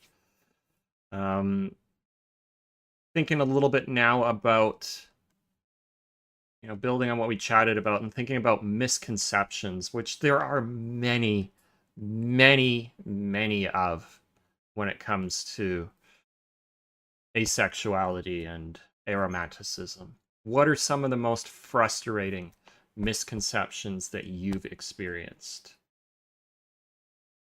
I think for myself, uh, probably some of the most frustrating things are when I've explained to somebody what, for example, like what demisexuality means, and they're like, "Oh, you just haven't found the right person yet. When you meet the right person, you're just gonna want to, everything will happen naturally." And I'm like, "Okay." um, so I think that's a very common one. Um, a lot. I think probably that is probably the most common one that I find is like, oh, you just haven't met the right person yet. And I'm like, no, that's not how it works. But okay, smile, nod, wait for the conversation topic to change. Been there many, Mhm. many times, and it's one of the most infuriating things you can experience as a aspec person for sure. Mhm. Plenty of fish in the sea. You just haven't met the right one yet, honey. Don't call me honey. No, exactly. And it's been almost 40 years. Maybe there's a pattern here that you're Mhm. missing. Yep. Yep. And I wonder sometimes when people don't see the pattern, it's not so much that they don't see, is that sometimes I think they just choose not to see it because then they would have to acknowledge something that maybe they don't want to acknowledge. Mm-hmm. And that's a that could have a lot of different connotations. And sometimes people just like I said, people just don't like change or things Yeah, that are different. absolutely. There's definitely an inherent fear of things that are different. Absolutely. And what Hugster Duke mentioned is that unfortunately, the media representation of asexuality is so poor that it leads to a lot of people thinking that all aces are sex repulsed or sex averse, Hmm. and that is the only way to be ace, and that there are not sex positive and, or I guess sex favorable, I should say, aces that exist out there, which there are many Hmm. of. And Yeah, I it's mean, I because would, of media. mhm. And I would put myself in that category. Like, I'm not against it. It just, it's not something I'm like actively seeking. Hmm. I have to like there are certain like internal criteria that I have that have to be met, and if they're not met, then it ain't happening. Yeah, absolutely. And actually, yeah, I mean, I find it interesting. Like it's just yeah, I think that's a really good point that the media kind of paints it as one thing, and it is not one thing. No, it's a spectrum of experiences that share the common aspect that your relationship to sex is different than that of an allo person. Hmm. I really like the way that Sharonda J. Brown talks about it, because I think it more accurately captures that aces inherently have a different relationship to sex than the average allo person does. Hmm. And yeah, And I lack think of exposure, whether in media and literature and so forth, leads to a lot of misunderstanding and preconceived notions. mhm. And I talked about this on the last podcast, but there was a post about a week and a half ago now, I think, on the socials where somebody made a post and said, here's the ace umbrella, here's the gray sexual umbrella, and made a big distinction between the two and said hashtag actually asexual. And it was absolutely disgusting to see, because that is erasure. And it just seeds a lot of hate that we don't need at this time. And it's not accurate, because aces have a shared experience where their relationship to sex is different than allos, and our we share the idea that we have little to no sexual attraction. Mhm. And the fact that we, even though aces have differences in their lived experiences, there's definitely many things that we can relate to around each other's lived experiences that are very different than that of the average allo person. And I think that's the important part. This really kind of brings this community together. I don't know, to be honest. I don't know if they're sex averse or repulsed. That's a good question. I would have to reread or do some research on that to know for sure.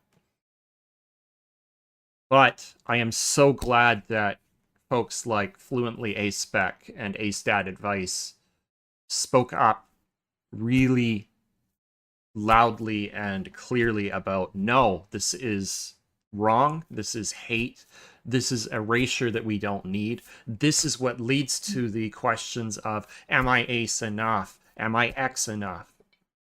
We don't need more erasure, particularly coming from within the ace community. There's already enough of it from outside the ace community. Mhm. Yeah, absolutely. We don't need the gatekeeping. There's already well too, enough of that from outside the community. Mm-hmm. And you know, it's also worth pointing out that the ace flag has a gray stripe in it. Right? It's there for a Exactly. reason. It's there for a reason. Yeah. The ace flag includes the gray stripe to account for Mm. folks with limited sexual attraction. That's very much part of the ace community. Mhm. And it's a It spectrum of experiences.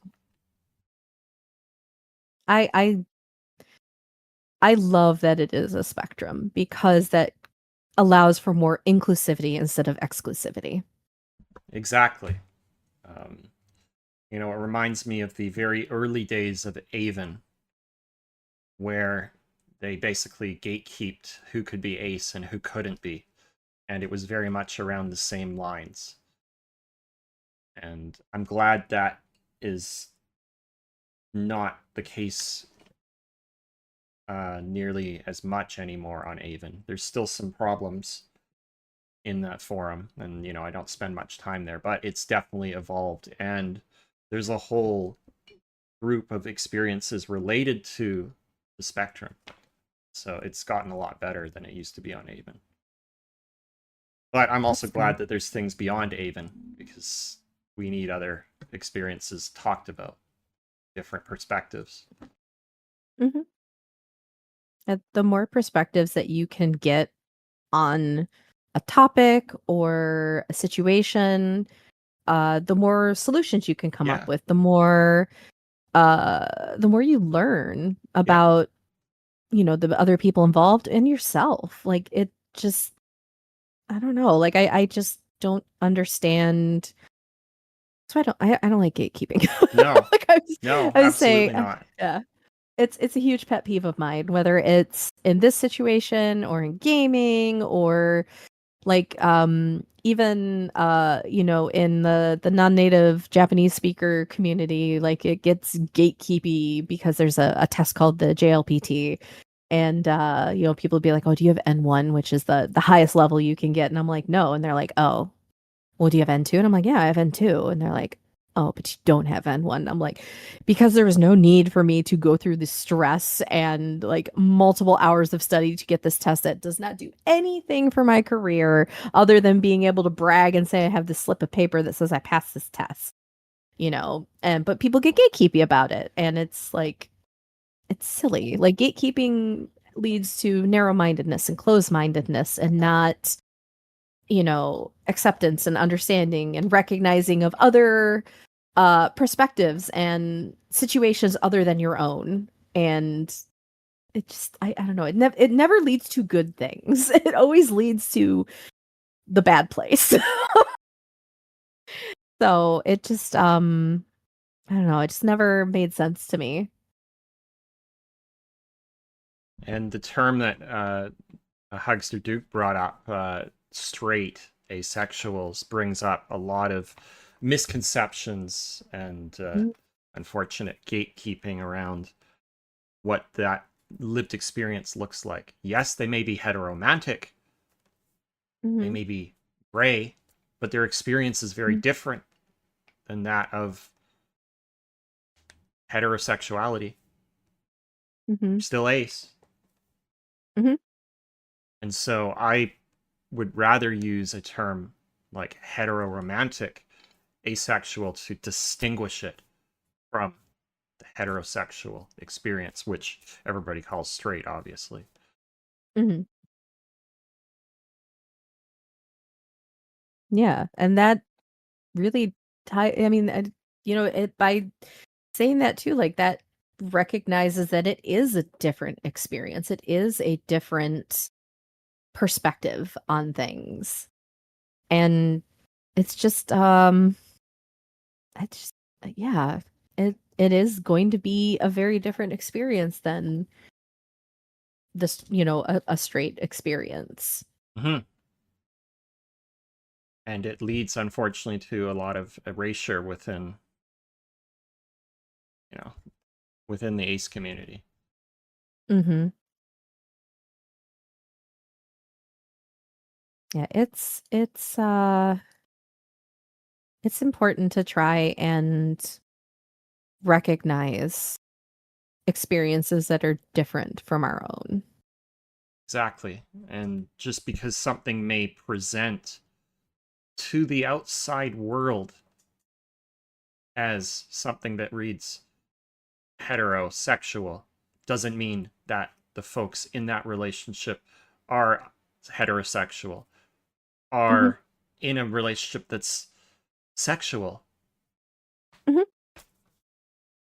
So it leads to a lot of erasure. I think that in many ways, I think aces, bi, and pan folks can relate to that shared experience of erasure, unfortunately. And many mhm. aces also happen to be biromantic or panromantic, so there's a lot of overlap there in the shared experience.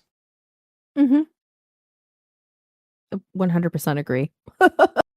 Even just thinking about my own experience, because that, like, it's really interesting to explain to people, um, because if you tell someone, like, for example, like, when I tell people if I say, I'm bisexual, they think, "Oh, then that means that you're sexually attracted to both men and women." It's like, it means I find both men and women attractive. It doesn't mean I want to have sex with them, but it means I find them attractive. And they're like, "But sex is built into the term." And I'm like, that doesn't mean you want to have sex with everybody. That's not what it means. It can mean that, but it doesn't necessarily have to mean that. I don't know. It's like really, I don't know. It's again, that's kind of tying into that, putting people in boxes and compartmentalizing and saying like, "Oh, you fit into this box. You fit into this box." And then when you get someone who doesn't fit into that box, you're like, "Oh, I'm going to just jam you into that box because I think you fit in this box." And that's not fair to the person. It's not fair to their experiences. It's not fair to their, like you've said, like their lived experiences. And it kind of erases their experiences by saying, "Well, no, I want you to fit into this box, and because you don't, I'm going to pretend that you do because that's easier for me." And that's not fair to that person. um yes, aesthetic attraction. Exactly.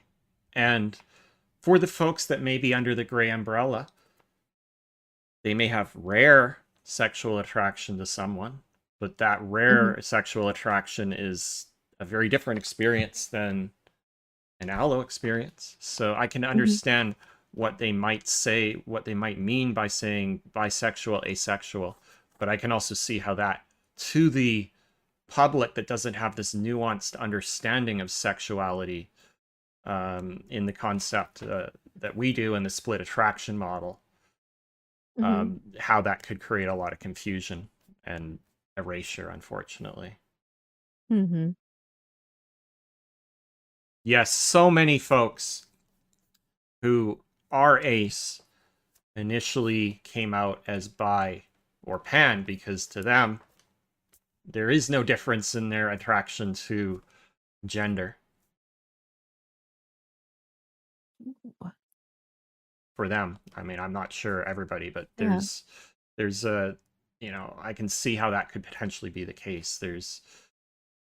You've got some sort of attraction to multiple genders Hmm. that could either be romantic or it could be sexual. I mean, if you're ace, it's romantic, but if you don't have an understanding what sexual attraction is, then I can see how that confusion arises initially.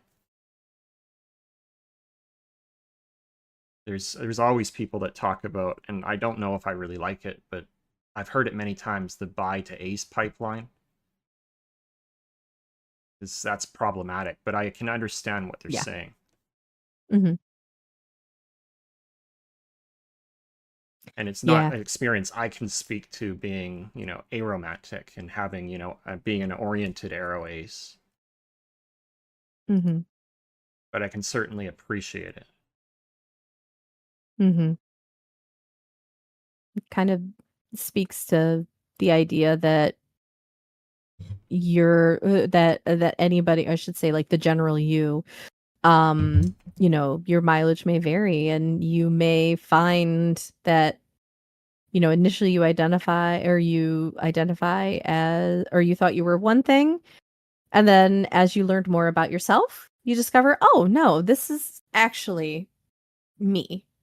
I thought I was this, but I actually am this. Hmm. And that's honestly, like, I'm getting so much food for thought even just in our discussion today, that I'm like, all right, I need to go and study some more things and like read some more books and watch some more videos. So I'm excited to watch the ones that you recommended. Absolutely. Some great Um, books as well. Sharonda J. Brown's Refusing Compulsory Sexuality. Highly recommend it.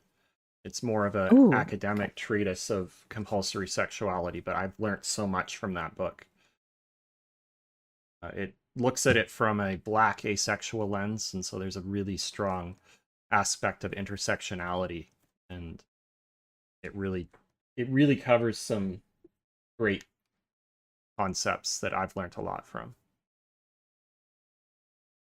That I definitely, I'm gonna have to pick your brain for some things after we get done today, Yeah. so that I can look up some things. Yeah, because it's yeah, I definitely want to explore some more about this, because I'm like I said, like, even just in our discussion that I mean, even in this 2 hours, I've learned more about myself, I think, and I've been given some food for thought, and uh gotten some things Yeah. corrected that I didn't realize were incorrect. So Yeah, yeah. absolutely. I'm always learning new things. And welcome on in, Raven. Raven appeared on the podcast themselves last year, Yay. and it was a great time chatting with them. Hi, Raven. But yeah, and I've liked that our, like, the general theme of what we've been talking about too is like being open to other people's experiences, and recognizing that, it's important to listen to a person's lived experience, especially if it's different than your own, because you learn so much more from listening to other people and learning about their experiences than you do cramming people into a box. That's Also why unfun. I want to listen to other people's experience. So I can only speak from my own experience. Mhm. Yeah, exactly. Like, that's the same. I can only speak to my own, and it's really nice to get to hear other people's experiences, even if sometimes it challenges preconceived notions that I have. And that tells me that I need to go and learn a little bit more, and I need to go educate myself more. um whether it's about, no matter what it is, like, I think the single best thing that being a teacher gave me was um growth mindset. And I'm not always perfect. I definitely have times where I'm like, no, oh my God, no, that goes so far against what I know. Oh my God, no. But I try really hard in my own imperfect way to try and learn from things, and constantly know that I'm never finished learning. And I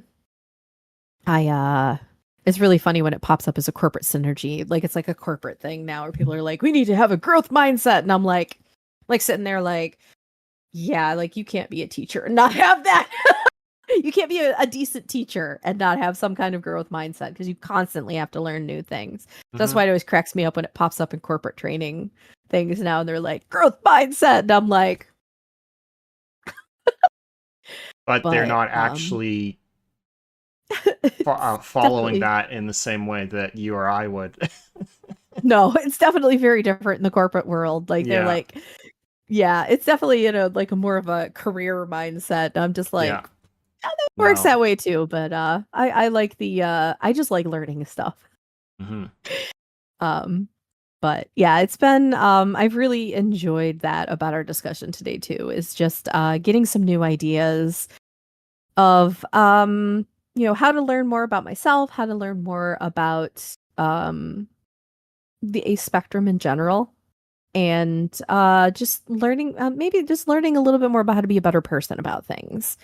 Um, and I really appreciate that. That's why I like having these discussions. That's why I like listening to, discussions like Lana Kane was having earlier today, challenging my own preconceived notions, challenging my biases about things, and working to undo those preconceived notions I may have developed over the course of my lifetime. That's awesome. I'll have to watch that one. Um, yeah, they were talking about it in the Fruities raid train earlier. It wasn't related to Oh. asexuality, but talking about Mhm. the intersectionality of Black trans experiences. Just Oh, yeah, a yeah. lot of things, a lot of the challenges that BIPOC trans and Black trans folks face. Mhm. The double-edged sword of being both Black and trans, and how the intersectionalities there are so very different when you're Mhm. Black and trans rather than white and trans. It's the extra challenges that exist. And I was like, holy shit, things I had not even thought about prior to today. Mhm. I'll Yeah, have to go back and it was, I think it just ended. But let me grab Lana Kane's channel. Alano's great. But yeah, they just finished, I think. But that's their channel. And though I can Oh, understand why some people now you're hearing it. Yeah, I'll have to go back and check that out as well. Cause yeah, that sounds like it was a really, really good discussion. Yeah, absolutely.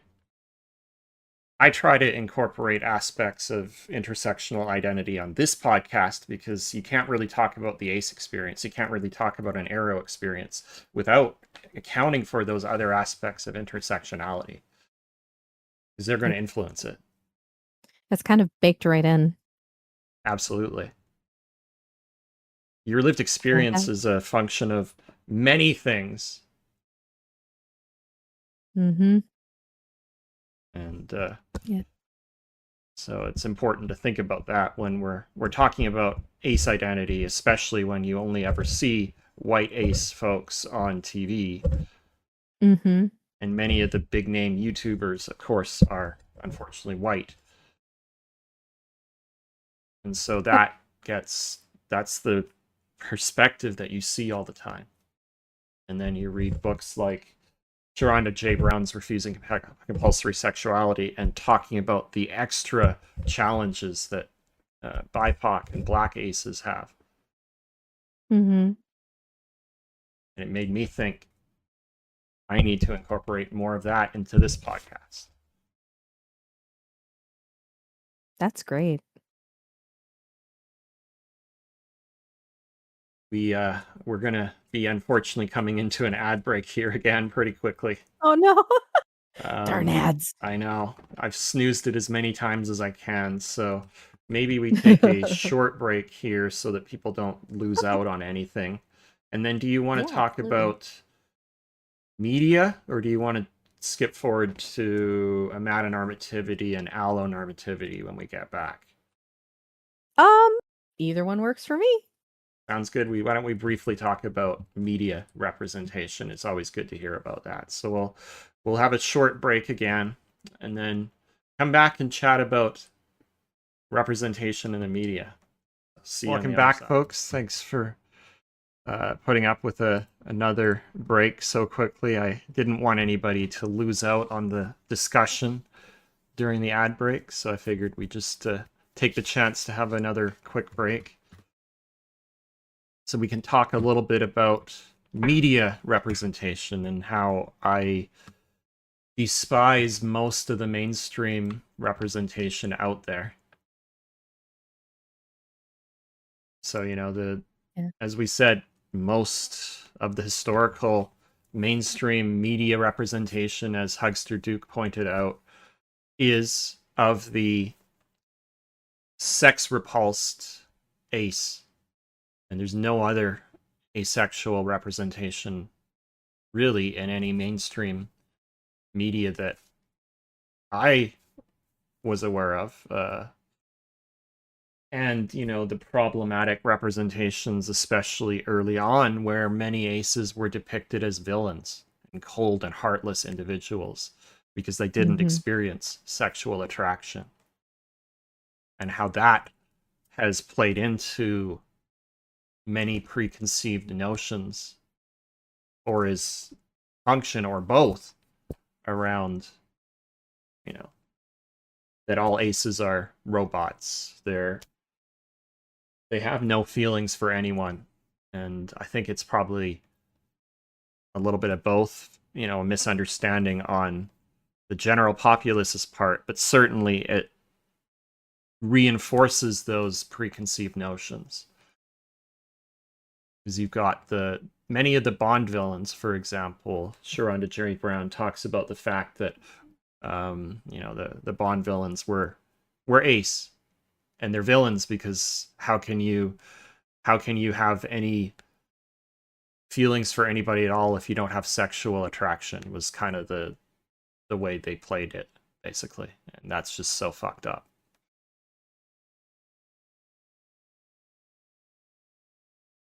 So we Yeah. know that it's Um, poor, but do you have mhm. any representations in mainstream media that have spoken to you or that you can relate to in any way? Um, Not necessarily yet. I think because I don't know that I've looked for it as actively as I could. Because for so long, like you said, being Ace has been portrayed in a very specific way or a very specific set of ways. And uh I think we have yet to see more than or let me rephrase that. I think without it, I think we have yet to see more of a mainstream, easily accessible, don't have to go looking for it representation of asexuality in media. Yeah. I think games are going to be where you're going to have a better uh time finding that. But in terms of like movies, TV shows, that's going to be more difficult. I think it's not those stereotypes haven't been broken as readily. I think there's not I don't know if it's that um movies and TV shows don't understand that I don't think it's always necessarily a lack of understanding that representation matters so much as maybe there's not maybe they don't feel as much of a drive to or an understanding that this particular type of representation is also very important and deserves recognition. And so it means that you have to go looking for it a lot more, and it's a little harder to find. And I don't know that I necessarily have one particular example or even two particular examples of that. Yeah, I mean, most movies and TV shows, the big name ones, come from, the same main publishers, and the way Mhm. that they've attempted to address diversity is by including one token character. Mhm. And the most palatable token character is the white gay character or the white lesbian character. So Mhm. they don't necessarily see a need to include a diverse range of characters, unfortunately. Mhm. It Or if they do, it's kind a of very um one-dimensional representation. Mm-hmm. I think that's why it meant a lot, like on a slightly different but kind of the same idea. Um, I think that's why, for example, it meant a lot to me because, like, as everybody can see, I am a little bit of a bigger lady. And there's nothing wrong with that, but we are also very underrepresented. We are typically relegated to the funny friend. Um, we are often the funny friend. Which there's nothing wrong with that because yeah, we're pretty funny. We're pretty damn funny. But we also like to be the romantic leads because we also, you know, and big people also deserve that. That's why like it was really uh important to me as a bigger person to see like for example Penelope get her big season in Bridgerton because it was like hell yeah. And like she and the you know the actress who played her was very open about this. She was like, you know, they said, do you want to do things a little different? She's like, no, I want everybody to see everything. And I was like, yeah, girl, get it. Show that, you know, that hell yeah. Like that was really exciting because that also is another area of representation that you know it meant more to me than I realized to see that. Um, you know, and I think that along and that kind of ties into that same idea that, you know, like you said, the representation is it boiled down to one thing and it's not like we're all so much more than, you know, the gay friend or the, you know, the token person. We're human. We have our own. We want to be the uh you know, we want to be the main character in the story too. We deserve to be the main characters. Um but yeah, I mean it's just um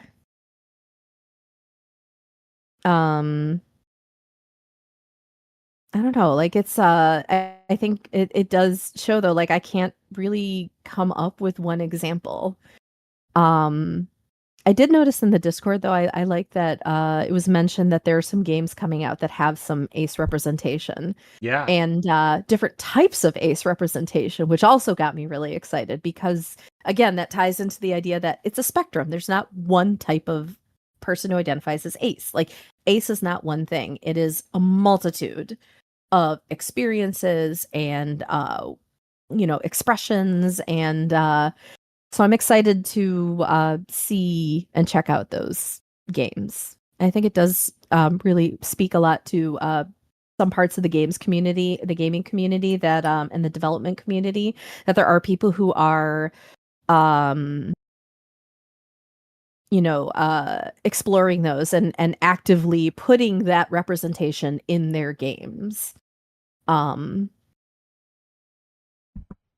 Gaming is really cool like that. Hmm. Games are really cool like that because um they do have, especially recently, I would say, even more so recently, um different representation than we normally see in movies and TV.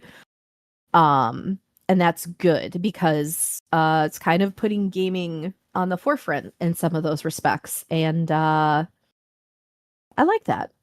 I mean, I'm a gamer, so of course Yeah. that ties in, but you know, I think it's nice to see at least one part of media, like consumable media, doing something. Hmm. It's not perfect. It's No. not as much as, you know, we'd like to see, but somebody's doing something. That's Yeah. good.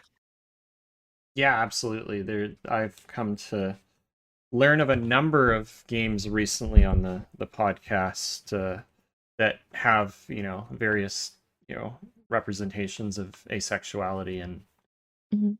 and I would say in many cases better representation than in mainstream media in TV or movies for sure. Mhm. So it's good to start to see some of that diversity appearing in games. It's got a long way to go. Mhm. The BIPOC representation, if it exists, is still very tokenized. Mhm. It's good to see at least some movement in some of these aspects. Mhm. So, kind of turning the question around, do you have any good recommendations? For games, yeah, that's Uh, or anything? for me. It's usually books is where I see it most. I love books. Oh, Yeah, books are. I completely forgot. How could I forget about books? Oh my God. Like some of my like formative experiences with non-straight relationships are from books. Like I literally cite what is it? The Heralds of Valdemar series. Like that introduced me to so many things. And I just like yeah, I how could I forget about books? Oh my God. Oh, I feel like I need to like revoke my bookworm card. I need to have it revoked because oh my God, books are amazing. I keep getting introduced like I accidentally stumbled onto Book Talk and there's some amazing like independent writers who publish like self-publish their books and sell them on TikTok and there's some really good ones out there that I keep meaning to buy because yay books. Can't believe I forgot about books. I'm kicking myself about that. I But mean, yes, I did say you have mainstream. recommendations. So I did True. say mainstream media. So yeah, everybody usually thinks, and usually when I'm talking about that, I am talking about TV, movies, and games. And then I usually have a follow-up question. Do you have any favorite books? But yeah, I mean, most of the recommendations I have tend to be nonfiction because I have a tough time immersing myself in a fictional narrative and, you know, getting into that. It's for me, I'd much rather read about somebody's real life experience. Hmm. And so most of my recommendations are books like Sharonda J. Brown, Refusing Compulsory Sexuality, you know, the Ace by Angela Chen, I Am Ace by Cody Diagle Oriens, aka Ace Dad Advice, and those kinds of books. The ones from talking about asexuality and ace experiences IRL. But Hmm. I was a beta reader for a book with a lot of ace rap that was fiction, and that was Ooh, Be the Sea by Clara let's Ward. see. Definitely looking that up right now. Mm. It takes place kind of in the near future, and it's a PhD researcher who boards a vessel in the Pacific Ocean and convinces them to take her to somewhere in the Pacific Islands. I can't remember where to do her research.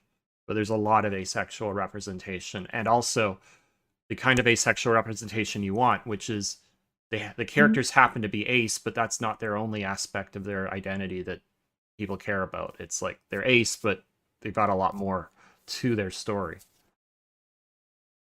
Okay. And so their Very cool. asexuality is not the main aspect of the book, which I which I like. Yeah. That's a really nice like it doesn't make it their whole personality. It's just one aspect of their person. Yeah, absolutely. So yeah, what I want to do when I'm not like doing podcasts almost daily is go through all the resources I've listed in the last like 25 or 26 episodes, compile them into one master list and share it so folks have stuff to refer to. That'd be amazing. 'Cause I can only imagine how many good resources you've gotten just in Yeah, this month alone. yeah, absolutely. Lots of different recommendations that I just haven't had a chance to compile yet. Very cool. Yeah, I'm looking forward to that list. Yeah, me too. I things start to settle down next week, so I'll have hopefully a little bit more time Mhm. to put that together. I did just release the video on what Ace and Arrow Pride looks like based on the experiences of folks over the last month that I've spoken with. It just came out on Friday.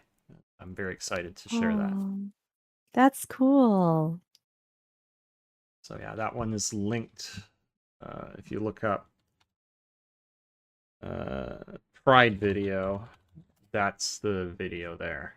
It's a 4-minute compilation with several Fruity Stream Team members, including Momo, Coziest Fox, and McTastic.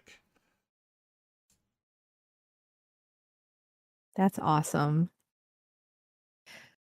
Very, very cool. Yeah, I'm gonna agree with Duke there and make sure that you're taking time to self-care Yeah, and rest up yeah, and take care of yourself. absolutely. That's why I've decided that next week I'm only doing one podcast. Because it's been a Good. lot for the last month. Yeah, I can only imagine because you are a busy person on top Yeah. of doing this. Yeah, gotta somehow manage the PhD stuff, which has definitely been impacted a little bit by just how busy I've been lately. Oh, And I then believe it. my own like, self-care, finding time to cook, which hasn't been happening much lately. Cooking? What's that? Yeah, right? Welcome on in, Warrior for Life 9761. Yep, my sister gives me a hard time about that all the time. She's like, "You need to eat better," and I'm like, "Listen, let me explain to you how busy I am. You are also a very busy person. I mean, granted, a doctor's schedule is very, very different, but yeah, exactly, Emmy. What is cook?" Such a mood. Fellow I Fruity Stream Team member as well. What is Yeah, cooking? yeah, it is hard. Like I actually what I need to just do, I need to get back on my like the healthiest choices of like like ready to just throw it in the microwave and heat it up kind of stuff. Because I mean, and we've talked about it, we touched on it a little bit, but like on top of everything else, it's also like managing your own mental health. So like I'm very someone who deals with generalized anxiety disorder and depression and OCD tendencies. Like I'm just like, okay, I need to make sure I have things in my apartment that are all of those low spoon day friendly items. So there's a lot of that, which means I don't always eat the healthiest, but I feed myself, and that's Yeah. honestly sometimes that's about as good as we're gonna get. Yeah, there's been a lot of Maggi noodles and ramen lately, Hmm. which after a month of eating leads to me starting to lose my hair a little bit from the lack of nutrition. I've discovered that Aldi has started carrying like the ready-made salads where it even comes with like the little fork in it and everything. And so like I'll get those and I get like 3 or 4 of those, and I'll get like some of like I'll just get like whatever like kind of like lunchable kind of things, like whatever the cheapest things that I could basically just like grab and shove in my mouth. And Yeah, just try to make the healthiest choices in that I can. absolutely. There's not a lot of great pre-cooked options that are affordable around here. And the other problem with pre-cooked options is I am very picky when it comes to most things that are made in pre-cooked meals like cheese, sour cream. Ah, There's a lot of things I don't like. That's why I love Asian cuisine. Those things are not nearly as common in the Asian and Southeast Asian cuisines. it's true. So like I can go to like Indian restaurants, I can go to Chinese restaurants, Japanese restaurants, and eat almost anything on the menu. Hmm. But I go to like, the restaurant down the street and I'm like, okay, 3/4 of these things I'm not going to touch. Yeah. And like I know the other struggle for me is like occasionally I'll be like, all right, I've sat down, I've got food, and like I've got it ready to eat in front of me, and it sounds good until I actually go to eat it, and I'm like, I don't want this anymore. Yeah, that too. That too, for sure. It's also an occasional struggle. Absolutely. Excuse me. But yeah, like, we've got Sobeys around here, which isn't the greatest, and it's so overpriced. Um, and yeah, there's not a whole lot of great pre-made options, to be honest. Mm-hmm. Yeah, and I had to shift where I buy things too, because I've been trying to vote more with my wallet Yeah, as well. yeah. So I've attempted. It's difficult. It's very difficult it where I is. am. Because the only places are Sobeys, Loblaws, Oh, all the big ones. yeah. It's like, where else do I go? There's like, a couple. Well, I guess I do have the farmer's market up the road, but it's become such a Hmm. big tourist trap that it's not the greatest place to shop anymore. Hmm. Well, and the challenge, like I love farmers markets as well, but the challenge for me is then I will have items that I got at the farmers market, but then I have to do all the prep things to actually make them so that they're going to cook, Hmm. and then I have to hope that I'm going to have Yeah, this, the energy to do that. that too. And as I said, I've had Yeah. literally no time to cook lately, so that's been challenge. Mm-hmm. So I know that in July I'll be greatly cutting down the number of podcasts. It won't be Mm-hmm. 3 times a week. It'll be back to once every few weeks. This is just for Pride Month that we're doing this, and we'll go back to more the normal format where we have a particular topic every month. Like the next one Mm-hmm. I want to do will be uh, kink in the Ace and Arrow community. Oh, that'll be an interesting one. Yeah, I've got a Very couple people cool. interested in chatting about that. I'm looking forward to listening to that one. Because there's a I lot think. of misconceptions around what kink is and how somebody that's ace could be into it, because everybody thinks kink is sexual, but not inherently. Nope, definitely not. Yeah, I think that is. Yeah, that is a really, really big misconception, which I'm going to also put a lot of blame on 50 Shades Grey for that one. Oh, absolutely. Because there's a lot of things wrong with that one. Yep, absolutely. But good. I'm glad you're going to be able to take some time for yourself because that's important. Yes, absolutely. Because June has been a little too busy. Yeah, June's a busy one. Yeah. And also Warrior for Life. Don't worry. I also am not. I can't English some days either. I think it was yesterday. There were so many times I was like bleh! In the middle of trying to Yeah. talk about something. So Yeah. that's a very Absolutely. relatable thing.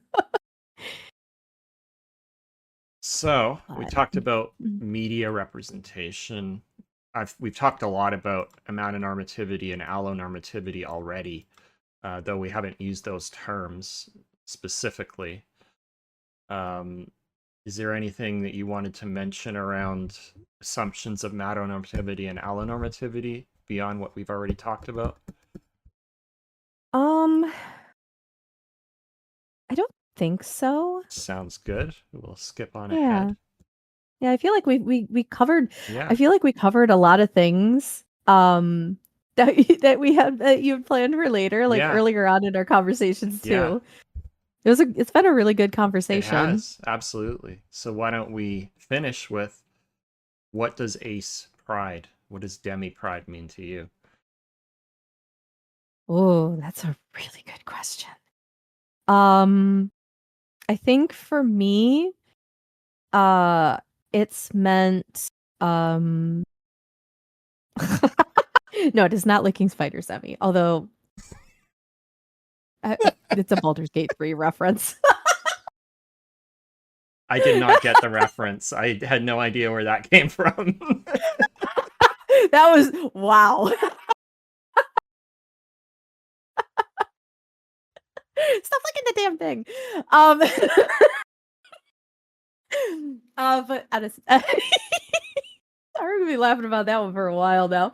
Um, but I think for me, I think it means being, oops, uh, I think it means being proud of who I am and accepting myself as who I am and understanding that it's a fluid thing and it's going to change and I'm always learning new things and the building of that community around gaining that knowledge and hearing other people's lived experiences and embracing the differences as well as what we have in common. I think that's what it means to me, especially this year, because this is I think last year was the first Pride that I was fully out, and then this year is the first Pride that I've really started trying to get out there more and not just be, hey, I'm out, and like try to talk more and talk about it more, talk about my own experiences more, and listen to others more. And I'm looking forward to seeing how that's going to continue to grow. Great answer. Absolutely. I wholeheartedly agree that, a big part of Pride is being accepting with who you are, what your identity is, and being open to the fact that things may evolve, your understanding's going to change over time, and that's okay. Mm-hmm. But Embracing Emmy's comment change. makes for good entertainment. I'm sure I will get a clip out of that. Sorry, as a content creator, I'm always on the look of how can I make a clip that will get laughs. I literally I do not like spiders. I actually have arachnophobia. I hate spiders. I actually have a shirt that's coming in the mail that is related to the whole scene in Baldur's Gate 3 because I couldn't help myself.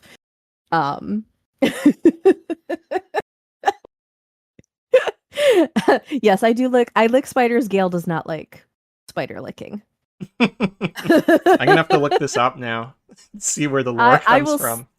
I will send you a clip. I have made many a person be like, "Hey guys, this is why." I'm like, "Hey, so there's a spider licking scene. Here's why it's funny," and people are just like, "Okay, Ren, cool, yay." I wholeheartedly look forward to this. I will send it to you later. Thank you. And I agree with Emmy. I literally said that. I said something similar earlier, Emmy. It's such a good representation of all different kinds, and it's given me the opportunity to explore a lot of things that I haven't been able to otherwise. Absolutely. Thank you so much again for chatting with me today. Had a lot of fun chatting. I had so much fun too. I'm really glad we finally had the chance to sit down and talk. Yeah, absolutely. Definitely. Yeah, I'm not sure. I have not played Baldur's Gate personally, so I'm not the one to answer that one. But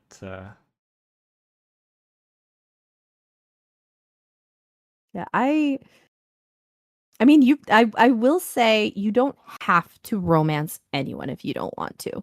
You can tell everybody no at any chance. And if the characters start flirting with you, you always have the option to be like, this is not for me. Like, hey, no. And you can have completely platonic relationships with everybody. Which is another thing I like about that. Like, nothing is forced. You can be the camp bicycle if you choose to. I have also explored that option. It's definitely overwhelming. It is very overwhelming. And it honestly, it gave me the opportunity to see that was probably not for me, and that's okay. And but you can also not romance anyone. You don't have to. You can be friends with everybody, and that's also a-okay. Was recently gifted Monster Prom 4, and I've heard that it has the option for platonic friendships. Oh, I love those games. I love them. Those games are great. I wish I had more opportunities to play them with people, honestly. Yeah, absolutely. And I'm definitely glad that you're feeling better, because I know that was absolutely awful. Yeah, I've not had influenza in years. I even took I think I took a total of 3 COVID tests just to confirm for sure it was not COVID. But it felt different than when I had COVID the year Yeah. before. And like I just kept thinking the whole time I was sick, I kept thinking to myself, I was like, listen, if I had not gotten not like I know this is like also like a very hot topic right now, but like had I not have gotten the flu vaccine, I think I would have been a lot sicker. And the same is true with COVID because other than just being a bigger person, like I have other comorbidities that make things potentially worse. So I would not wish either of those things even on my worst enemy. Like you could be the worst person in the world. I probably still would not wish them on you because they're really awful. I really did not feel good. And I had to keep working too. Luckily I got to work from home, but yeah, yay being a contract worker. But thank you. Yeah, I'm glad I'm feeling better too. I don't get sick very often. The problem is when I do get sick, it's always like a doozy. Like it takes a real strong bug to get me. Which I can thank to teaching because I caught everything when I started teaching. Oh my god. I can definitely relate on that because I don't get sick all that often, but the last time I did get sick was really nasty. It was like a really bad case of an upper respiratory infection that just had me sick for days.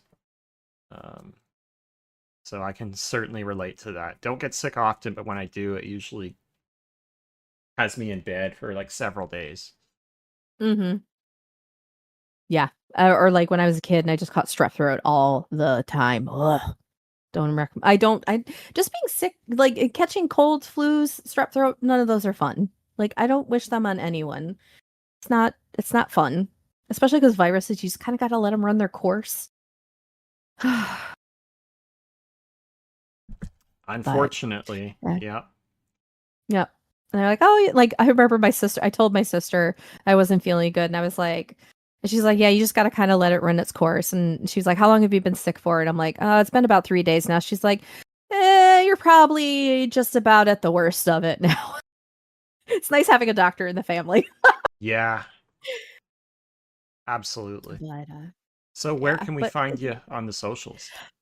So you can find me pretty much any of the major socials as RunRunBen. My main streaming platform is Twitch. And then I do like post clips and other things to TikTok and YouTube. TikTok is the only place that you will find me at RunRunBenben because I screwed up my own name when I made my first account. So RunRunBen is just not available because I messed it up. But I'm RunRunBenben on there, so it's not too hard to find. It's like I'm TIEYWHIEY on Twitter, but TYEEWHYEE everywhere else. Oh no. Because that's how I used to spell TIEYE. And Twitter was my original account.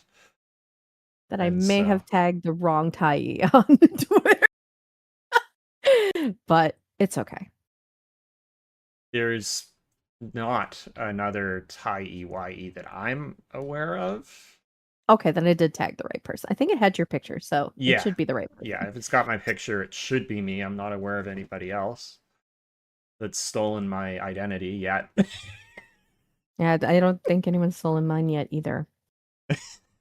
I'm not big enough yet for it to pay dividends. Yeah, that's why like when people will pop into my stream sometimes it'd be like the trolls will pop in and be like, oh, I'm actually big enough to get trolls now, but then I immediately block them. Yeah, because they're never creative. They're never creative. And I'm so glad that we've had a lovely discussion. I'm glad that it was informative for you. In brackets, don't laugh. And I guess at this point, should we go on our raid?